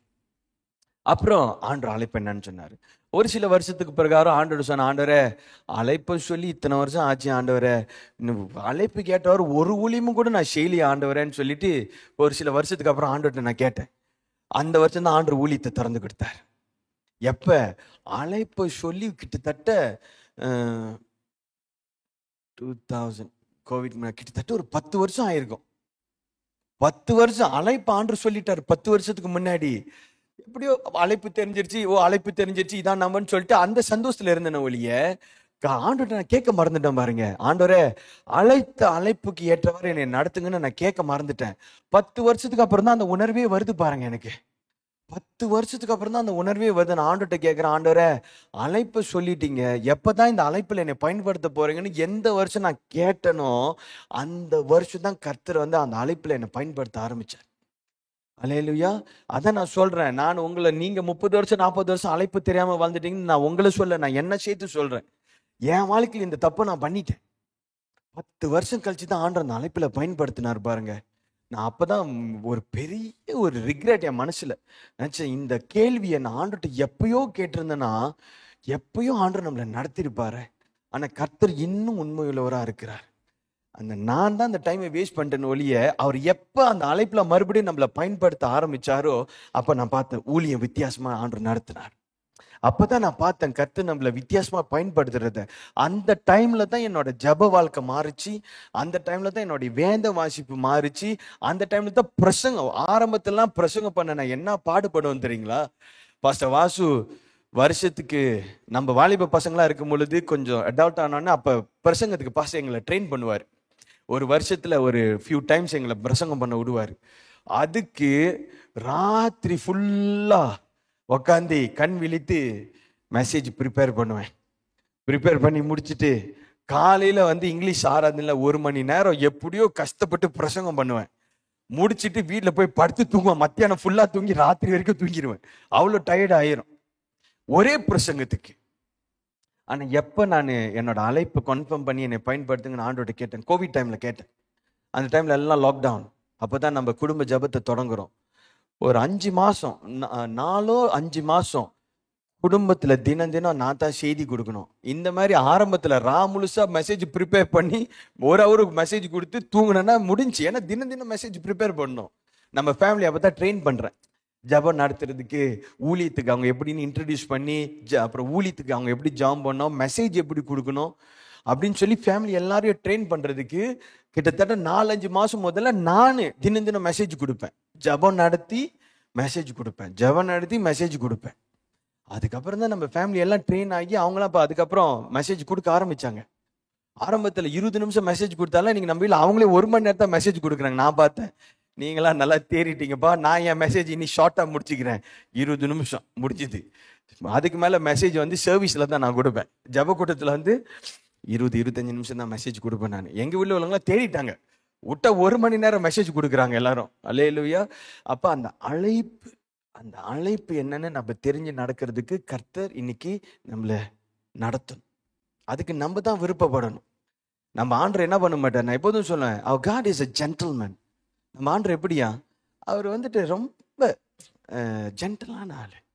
யாரையும் ஃபோர்ஸ் பண்ண மாட்டாரு, யாரையும் வந்து ஹாஷா நடத்த மாட்டாரு.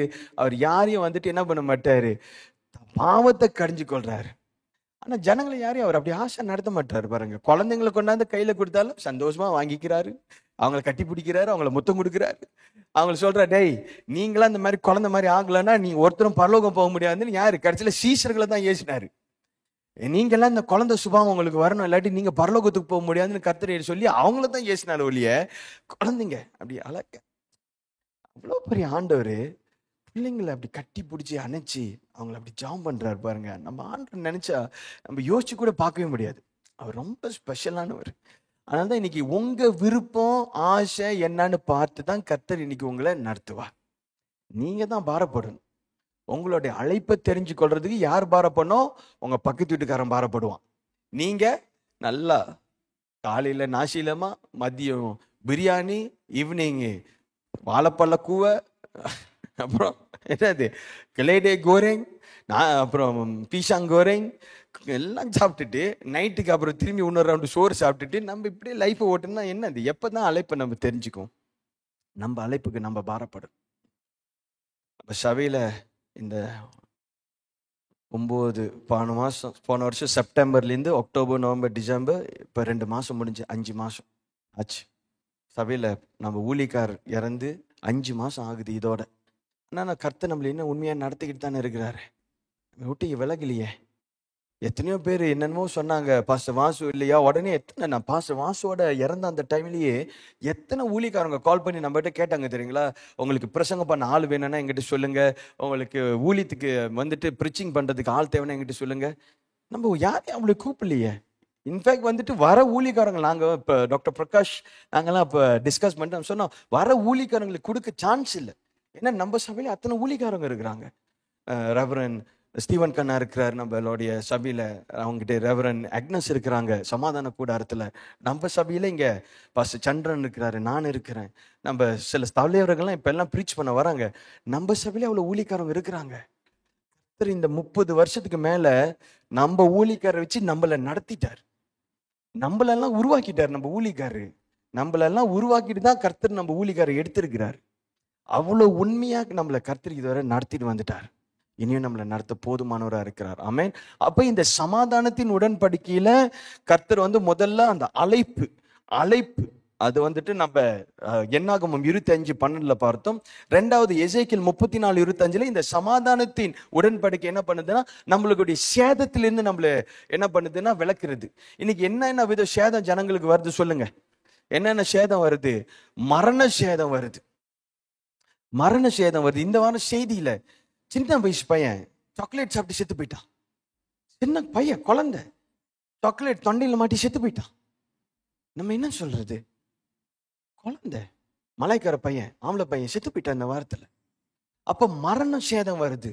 அப்புறம் என்ன வருது? அது உயிர் சேதம். அதுதான் உயிர் சேதம். மரண சேதம் உயிர் சேதம். அப்புறம் உடைமை சேதம் வருது. என்ன நடந்துச்சு? வெள்ள நாட்களில் எத்தனை வீடு எல்லாம் நம்மளுக்கு வந்துட்டு அந்த சேதம் வந்துருச்சு. நம்மளோட உடைமைகளுக்கு ஒரு சேதம் வந்துச்சு. அல்லேலூயா. உயிர் சேதம் இல்லை, உடைமைக்கு ஒரு சேதம் வருது. அதுக்கு மேல என்ன வருது? பண சேதம் ஏற்படுது. தேவையில்லாம என்னது வசனத்துல சொல்லுது, பொத்தல் போட்ட பையில நீங்க உங்க பணத்தை போடுறீங்களாம். எப்படி? கை நிறைய சம்பாதிக்கிறீங்க, கை நிறைய சம்பாதிக்கிறீங்க தான். சம்பத்து அந்த சம்பளம் இல்லைன்னு சொல்றதுக்கு இல்ல, பணம் இல்லைன்னு சொல்லல. ஆனா இந்த சம்பளத்தெல்லாம் கொண்டு போய் எங்க போடுறீங்களா? பொத்துல இந்த பாக்கெட்ல போடுறீங்க. இந்த பணம் எங்க போகுதுன்னே தெரியல. என்னதான் செலவாச்சுன்னு தெரியலங்க பாஸ்டர், என்னதான் செலவாச்சுன்னு தெரியலங்க பிரதர், ஆனா செலவாச்சு. சில பேர் குடும்பம் இது நிஜமா நடக்குது, நிஜமா நடக்குது. பணம் நல்லா கை நிறைய சம்பாதிக்கிறாங்க, ஆனா செலவு எங்க போகுதுன்னே தெரியல. சேர்த்து வைக்கிறாங்க, சேர்த்து வைக்கிற பணம் ஒரு செலவுல போய் முடிஞ்சிருது. நல்லா 10,000 வெளி சேர்த்து வைக்கிறாங்க, திடீர்னு பார்த்தா காடி ஆக்சிடென்ட் ஆயிருது, எல்லா காசும் முடிஞ்சிருது. இல்ல ஒரு பலவீனம் வந்துருது, எல்லா காசும் முடிஞ்சிருது. அப்ப நம்மளுக்கு உடனே நம்ம பணத்துக்கு ஒரு சேதம் ஏற்படுது. ரெண்டாவது நம்மளுக்கு என்ன நடக்குது, நம்ம குடும்பத்துல ஏதாச்சும் ஒரு சேதம் ஏற்படுது. நம்ம குடும்பத்துல யாருக்காச்சும் ஒரு பாதிப்பு வந்துடுது, நம்ம குடும்பத்துல யாருக்காச்சும் ஒரு பேட் சிச்சுவேஷன் நடந்துருது. இதெல்லாம் சில நேரத்துல நம்ம குடும்பத்துல நடக்குது. இல்ல ஊழியத்துல ஒரு சேதம், ஊழியம் நல்லா தான் செஞ்சுட்டு இருக்கிறீங்க, திடீர்னு பார்த்தா ஊழியம் என்ன ஆகுது, ஊழியம் வளரவே மாட்டேதுங்க, ஊழியத்துல பிரச்சனையாவே இருக்குது, ஜனங்க எப்போதும் நம்மளை பத்தி குறை சொல்லிக்கிட்டே இருக்கிறாங்க, ஊழியம் வளரவே மாட்டேதுங்க, என்னத்தை நான் பண்ணாலும் எனக்கு ஸ்ட்ரகிளிங்கா தான் இருக்குது. இதெல்லாம் வித்தியாசமான சேதம். அல்லேலூயா. இந்த சமாதானத்தின் உடன்படிக்கை என்ன பண்ணுதான்? எசேக்கியேல் 34:25 திரும்பி வாசிங்க.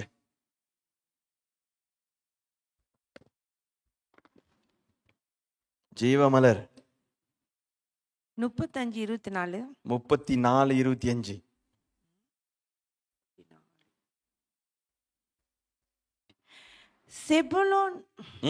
செபுலோன் புத்திரரின் அங்கேயா போட்டு இருக்கு செபுலோன் புத்திரர்களே? எசேக்கியேல் 34:25.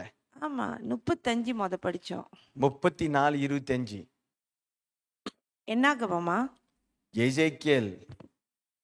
நம்ம மைக்கு கொடுத்தா அப்படிதான், நம்ம கிட்ட கேள்வி கேட்டுட்டே இருப்பாங்க எல்லாரும்.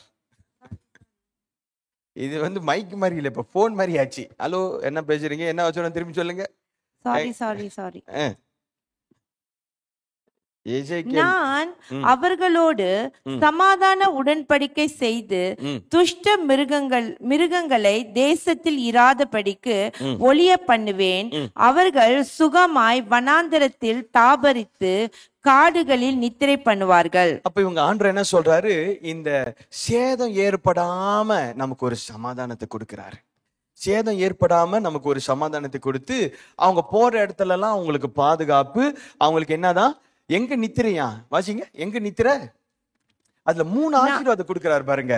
1, மிருகத்திட்ட இருந்து பாதிப்பு வராம, அப்பனா நம்மளுக்கு உயிர் சேதம் நம்மளுக்கு எதுவும் ஏற்படாம நடத்துறாரு. அப்புறம் அவர்கள் சுகமாய் வனாந்தரத்துல இன்னைக்கு என்ன நடக்குது, வனாந்தரத்துல தான் நமக்கு என்னது, ஆகாரம் கிடையாது, தண்ணி கிடையாது, ஆனா சுகமாய் வனாந்தரத்துல நடப்பாங்களாம். எப்படி? அப்ப நம்மளுக்கு தேவை சூழ்நிலை எப்படி இருந்தாலும் நமக்கு நம்மளுடைய தேவையை கர்த்தர் ஏற்படுத்தி நமக்கு கொடுக்க போறார். இது சமாதானத்தோட உடன்படிக்கையில கர்த்தர் நமக்கு கொடுக்குது. நம் தேவைகளை கர்த்தர் சந்திப்பார். பக்கத்து வீட்டுக்காரனுக்கு வேலை போவோம், நமக்கு கர்த்தர் வேலை கொடுப்பார். பக்கத்து வீட்டுக்காரனுக்கு அவனுக்கு ஏதாச்சும் பலவீனம் வந்துடும், நமக்கு பலத்தை கொடுப்பார். குடும்பத்துல கர்த்தரை அறியாதவங்களுக்கு ஒரு சில பிரச்சனை வந்துடும், கர்த்தர் நம்மளை நடத்துவார். நம்மள சுகமாய் நடத்துவார் வனாந்தரத்துல. அல்லேலூயா. அப்புறம் காடுகளில் நித்திரை பண்ணுவார்கள். காடுகளில் நீங்க நித்திரை, காடுல யாராச்சும் நீங்க போய் நித்திரை பண்ணுவீங்களா? எங்க சொல்லுங்க பாப்போம். நைட்டுல கரடி உங்களை கவுமா, புலி பிடிக்குமா? இது உங்களுக்கு தெரியாது. பாம்பு கழுத்தை சுத்தி படுத்திருக்குமா? உங்களுக்கு தெரியாது. காலை சுத்திட்டு படுத்திருக்குமா, தலையை சுத்தி படுத்திருக்குமா? உங்களுக்கு தெரியாது. அல்லேலூயா. ஆனா கர்த்தர் சொல்றாரு, காடுகளில் அவங்க நித்திரை பண்ணுவாங்களாம். அப்ப சூழ்நிலை என்ன ஆபத்தா இருந்தாலும் கர்த்தர் நமக்கு என்ன தராரா? சமாதானம். அதுதான் சமாதானம். இப்ப வீட்டிலேயே சில பேர் தூங்க மாட்டாங்க. அவங்களுக்கு என்னது, குடும்ப சூழ்நிலையை நினைச்சு, ஃபைனான்சியலை நினைச்சு, அவங்களுடைய பலவீனத்தை நினைச்சு, சரீர பலவீனத்தை நினைச்சு அவங்களுக்கு என்ன, அது தூக்கம் போயிடும். அந்த மரண பயம் வந்துருச்சுன்னா நமக்கு என்னது, நமக்கு தூங்கவே முடியாது. அன்னைக்கு நம்ம ஃபேமிலியில ஒருத்தவங்ககிட்ட நான் போன்ல பேசிட்டு இருந்தேன். அவங்களுக்கு டாக்டர் சொல்லியிருக்கிறாங்க, அந்த கேன்சர் மறுபடியும் ரீலாப்ஸ் ஆச்சு, அதனால இன்னொரு கீமோக்கு வரணும்னு சொல்லிட்டாங்க. அவன் டாக்டர் சொல்லியிருக்கிறான், இந்த தடவை கீமோக்கு வந்தால் ப்ரீதிங்லாம் கொஞ்சம் எஃபெக்ட் ஆகிறதுக்கு சான்ஸ் இருக்கு, அதனால நாங்கள் வென்டிலேட்டர்லாம் ஸ்டாண்ட் பைல வச்சிருக்கோம். அவங்ககிட்ட ஃபோனில் பேசும்போது அவங்களால அதை சொல்லவே முடியல. அவங்க சொல்றாங்க, நான் எப்படி சொல்றதுன்னே எனக்கு தெரியல, ஏன்னா அவங்க எல்லாம் பேட் நியூஸாக தான் சொல்லியிருக்கிறாங்க, நான் எப்படி இவங்ககிட்ட இதை சொல்றதுன்னே தெரியலன்னு நம்ம ஃபேமிலியில் ஒருத்தவங்க என்கிட்ட சொல்றாங்க. சொன்னம்மா, பயப்படாத, நான் ஜாம் பண்றேன், நம்ம ஃபேமிலியெல்லாம் ஜாம் பண்றோம், கர்த்தர் நம்மளை நடத்துவார். ஆனா சில பேர் வாயில ஜாம் பண்ணுன்னு சொல்லிட்டு ஜபமே பண்ணாம விட்டுருவாங்க. அப்ப அவங்களுக்காக அப்படி தினம் தினம், ஆண்டவரே ஜீவனை பாதுகாத்துக்கணுங்க. டாக்டர் என்ன வார்த்தை வேணாலும் சொல்லுவான், ஜீவனை ஆத்மாவை பாதுகாத்துக்குங்க. கர்த்தருடைய சித்தம் நடக்கணும். நமக்கு என்ன, இன்னும் அவங்கள கர்த்தர் ஒன்றும் அறியாத ஜனம், ஆண்டோட அன்பு இன்னும் அவங்களுக்கு முழுசா தெரியாது. நமக்கு என்னன்னா அந்த ஜீவன் போயிடக்கூடாது. உயிர் இருக்கிற வரைக்கும் அவங்களை கர்த்தர் அறியதுக்கு இன்னொரு வாய்ப்பு இருக்குது. உயிர் போச்சுன்னா அதுக்கு தான் ஜெபம், ஆண்டவரை எப்படியாச்சும் உயிரை மட்டும் பாதுகாத்துக்குங்க. அவன் டாக்டர் என்ன வேணாலும் சொல்லுவான், உயிரை பாதுகாத்து இன்னொரு சான்ஸ் அவங்களுக்கு கொடுங்க, அவங்களை எப்படியாச்சும் பாதுகாத்துக்குன்னு சொல்லி தான் அவங்களுக்காக ஜெபம் பண்ணிட்டு இருக்கேன். நாளைக்கு அவங்க அந்த ட்ரீட்மெண்ட் போறாங்க, கர்த்தர் நடத்துவார். எப்படியும் கர்த்தர் நடத்துவார்னு நம்ம விசுவாசிக்கிறோம். அப்ப இதுல இருந்து நம்மளை பாதுகாத்து, அதுதான் இந்த சமாதானத்தின் உடன்படிக்கை, நம்மளுக்கு நல்ல நித்திரை. அப்படின்னா வந்துட்டு நமக்கு ஒரு அமைதலான ஒரு ஜீவனம், நமக்கு வந்துட்டு என்னது, என்ன பிரச்சனை நடந்தாலும் கர்த்தர் நம்மோடு கூட இருக்கிறார் என்ற ஒரு நம்பிக்கை. அதான் நம்ம ஆரம்பத்துக்கே சொன்னேன், இன்னைக்கு கர்த்தருக்கு பயப்படுறவங்க மற்ற காரியத்துக்கு பயப்பட தேவையில்லை.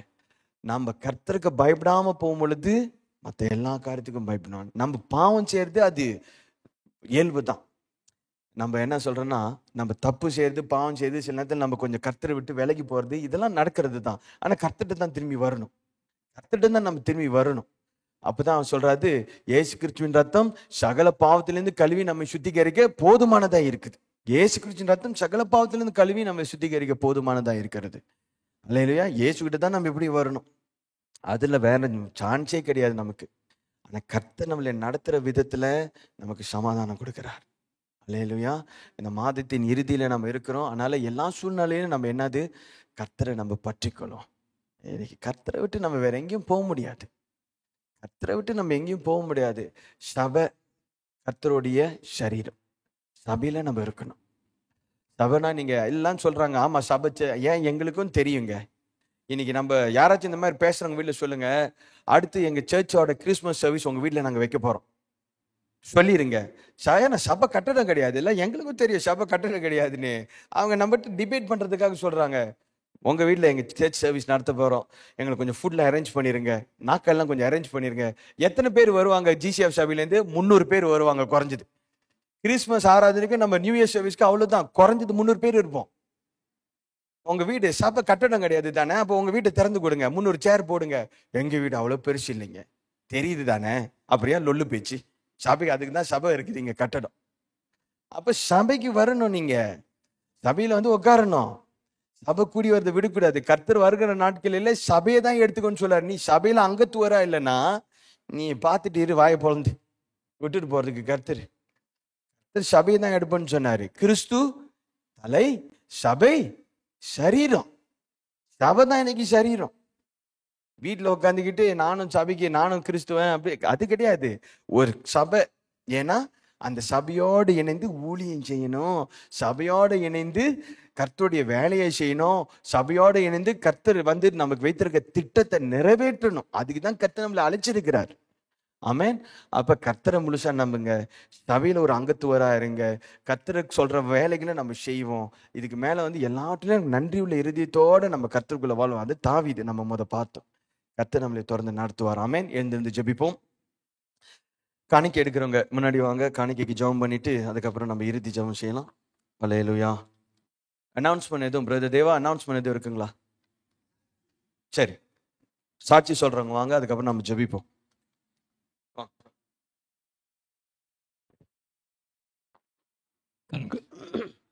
கண்களை மூடி ஜெயிப்போம். காணிக்கைக்காக அதிகமாக நேசிக்கிற நல்ல தகப்பனே, இந்த வேலைக்காக நன்றி, இந்த இரவு வேலைக்காக நன்றி துதிக்கிறேன் அப்பா. இந்த காணிக்கைக்காக வருகிறேன் சுவாமி. கொடுங்கள், அப்பொழுது கூட கொடுக்கப்படும் சொன்ன தேவனே, அதிகமாக கொடுக்க நீ கிருபை தரும்படியாக செபிக்கிறேன். இந்த காணிக்கை ராஜ்யத்துக்கு பயன்படுத்தத்தக்க நீ கிருபையாக ஆசீர்வதித்து வல்லமையாக பயன்படுத்த வழிநடத்தும். இயேசுவின் நாமத்திலே பிதாவே, ஆமென்.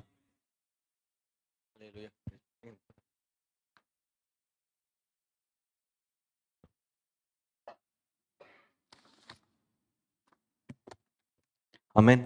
யாருக்கு சாட்சி சொல்றாங்க வாங்க.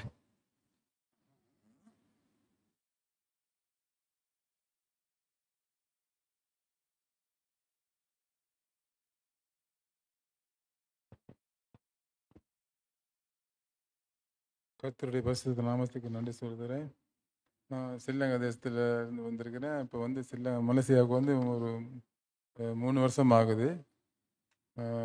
3 வருஷமாக 2 வருஷம் எந்த சபைக்கும் போகவே இல்லை. நான் போகிறதுக்கு டைம் இருக்கல, போகிறதுக்கு வழியும் இல்லை. நான் வந்திருந்தேன் பான் சொல்லி அந்த மாவட்டத்தில் தான் இருந்தேன். அப்போ ஒரு ஊழியக்காரருக்கு கோல் பண்ணி சொன்னார், பிரதர் நான் வந்து உங்களை எடுக்கிறேன், இன்றைக்கி ஈவினிங் வர்றேன் அப்படின்னு சொல்லி. அப்போ நான் பார்த்துக்கிட்டு இருந்தேன், அவர் வரவே இல்லை. அப்புறம் நான் கர்த்தருக்கு ஜெபம் பண்ணி, ஆண்டவரே இங்கே சித்தம் இல்லாட்டி உங்களுக்கு சித்தமான இடத்துக்கு கொண்டு போங்க அப்படின்னு. நான் ஆரம்பத்தில் வந்து இந்த சிட்டி முடாவில் 2 மாதம் இங்கே இருந்துட்டு இங்கே இந்த ஓனர் சரியில்லாதனால அந்த இடத்துக்கு போனேன். அங்கேயும் சரியில்லாதனால அப்போ ஆண்டவர்கிட்ட ஜெபம் பண்ணேன், கர்த்தர் உங்களுக்கு சித்தம் இல்லாட்டி அந்த இடத்துலேருந்து வேறு இடத்துக்கு கொண்டு போகணும். அப்போ என் சகோதரர் ஒருத்தர் இருக்கார் மெல்வின்னு சொல்லி, அவர் மூலியமாக நான் இங்கே வந்தேன். வந்து தேவபிரதர் மூலியமாக தான் நான் இந்த சேர்ச்சுக்கு வந்தேன். வந்து இப்போ 4 மாதம் ஆகுது, 4 மாதம் தான் போகுது. ஆனால் கர்த்தர் பெரிய காரியம் வாழ்க்கையில் செஞ்சார். இங்கே வந்ததுனால இந்த சபையை கொண்டு பெரிய காரியம் செய்துக்கிட்டு வர்றாரு. அதுக்காக நன்றி செலுத்துகிறோம். அதே போல் இங்கே இருக்கிற ஊழியக்காரங்கள், இங்கே இருக்கிற விசுவாசிகள், சபையார் எல்லாரும் நிறைய அன்புள்ளவங்களாம் இருக்கிறாங்க. எனக்கு இப்போ பார்க்கல தெரியுது தான், நம்ம பார்க்கல எல்லாத்தையும் தெரியும். ஊழியக்காரங்க உட்பட சபையார், சபை வந்தஸ்தார், மூப்பர்கள் எல்லாத்தையும் அன்புள்ளவங்களாக எங்களுக்கு தெரியுது. ஆனால் கர்த்தர் இந்த சபையை நடத்திக்கிட்டு போகிறாங்கன்னு அறிஞ்சிருக்கிறேன். அதுக்காக நான் கர்த்தருக்கு நன்றி சொல்கிறேன். ஆமென். God bless you. God bless you. சரி, எழுந்து ஜெபிப்போம். பரிசுத்த தேவனே, இந்த மாதத்துல விசேஷமாக இந்த உடன்படிக்கையில் வாழ்வதை குறித்து கர்த்தர் எங்களோடு கூட தொடர்ந்து பேசிக்கொண்டு வருகிறீர். இந்த உடன்படிக்கையில் உள்ள அந்த ஜீவனம் அது எங்களுக்கு வேணும் ஆண்டவரே. பழைய உடன்படிக்கை, பழைய மாவு, பழைய சுபாவங்கள் அவங்களை விட்டு நாங்கள் விலகி இந்த புதிய உடன்படிக்கைக்குள்ளாய் நாங்கள் வந்து அப்ப இந்த சமாதான உடன்படிக்கையின் ஆசீர்வாதங்கள் ஆண்டவரே, பாதுகாப்பு, அதில் வருகிற ஆண்டவரே எங்களுக்கு வருகிற ஆசீர்வாதம், சமாதானம், அதில் வருகிற ஆண்டவரே எங்களுக்கு நன்மைகளை நாங்கள் பெறுவதற்கு எங்களை நீ நடத்தணும். அந்த ஜனங்களையா நீங்கள் ஆசீர்வாதிங்க. இந்த புதிய மாதத்திற்குள் நாங்கள் நுழைவதற்கு எங்களை கர்த்தர் தயார்படுத்துங்க, ஆயத்தப்படுத்துங்க. இன்னும் ஆண்டவரே உபவாச நாட்கள் தொடங்குகிற தருணத்திலே நாங்கள் இருக்கிறோம். அப்படியாக பிள்ளைகளோடு, ஜனங்களோடு, குடும்பங்களோடும் கர்த்தர் பேசி கர்த்தருடைய விருப்பங்கள், திட்டங்களை எங்கள் வாழ்க்கையில நிறைவேற்றும்படியாக நாங்கள் ஜெபிக்கிறோம். வந்திருக்கிறோடைய ஜனங்களுடைய வாழ்க்கை மாறணும். இந்த வருஷத்துல எங்களுக்கு கொடுத்த வாக்குத்தத்த வசனம் ஆண்டவரே அது நிறைவேறணும். ஆண்டவரே அந்த வார்த்தைகள், வசனங்கள் முழுமை அடையணும். இயேசுவின் நாமத்தில் தடையிறாமல் அந்த வார்த்தைகள் எல்லாம் கர்த்தர் நிறைவேற்றி முடிக்கணும், எங்களுக்கு தரணும். அதற்காக நாங்கள் வேண்டுகிறோம். எழும்பி பிரகாசி, உன் ஒளி வந்தது, கர்த்தரின் மகிமை உன்மேல் உதித்தது என்று சொல்லப்பட்ட வசனத்தின் நிமித்தமாக கர்த்தர் அப்பா எங்கள் சபையையும் சபையின் குடும்பங்களையும் தனிப்பட்ட நபர்களையும் எழும்பி பிரகாசிக்கத்தக்க நீர் வழி நடத்தணும், ஆசீர்வதிக்கணும். இயேசுவின் நாமத்தில் ஜெபிக்கிறோம் எங்கள் ஜீவனுள்ள நல்ல பிதாவே, ஆமேன். பரமண்டல ஜெபம். பரமண்டலங்களில் இருக்கிற எங்கள் பிதாவே, உடைய நாமம் பரிசுத்தப்படுவதாக, உடைய ராஜ்யம் வருவதாக, உடைய சித்தம் பரமண்டலத்தில் செய்யப்படுகிறது போல பூமியிலும் செய்யப்படுவதாக. எங்களுக்கு வேண்டிய ஆகாரத்தை இன்று எங்களுக்கு தாரும். எங்கள் கடனாளிகளுக்கு நாங்கள் மன்னிக்கிறது போல எங்கள் கடன்களை எங்களுக்கு மன்னியும். எங்களை சோதனைக்குட்படுத்தாமல் தீமையிலிருந்து எங்களை ரட்சித்துக் கொள்ளும். ராஜ்யமும் வல்லமையும் மகிமையும் என்றென்றைக்கும் முடிவுகளே, ஆமேன். என் ஆத்மாவே கர்த்தரை ஸ்தோத்ரி, என் முழுமையோடைய பரிசுத்த நாமத்தை ஸ்தோத்ரி. என் ஆத்மாவே கர்த்தரை ஸ்தோத்ரி, அவர் செய்த சகல உபகாரங்களையும் மறவாதே. அவன் அக்கிரமங்களெல்லாம் மன்னித்து நோய்களெல்லாம் குணமாக்கி உன் பிராணனை அழிவுக்கு விலக்கி மீட்டு உன்னை கிருபையினாலும் இரக்கங்களினாலும் முடிசூட்டி நன்மையினால் உன் வாய் திருப்தியாக்குகிறார். கழுகுக்கு சமானமாய் உன் வயது திரும்ப வாழ வயது போல் ஆகிறது. ஆமேன், ஆமேன்.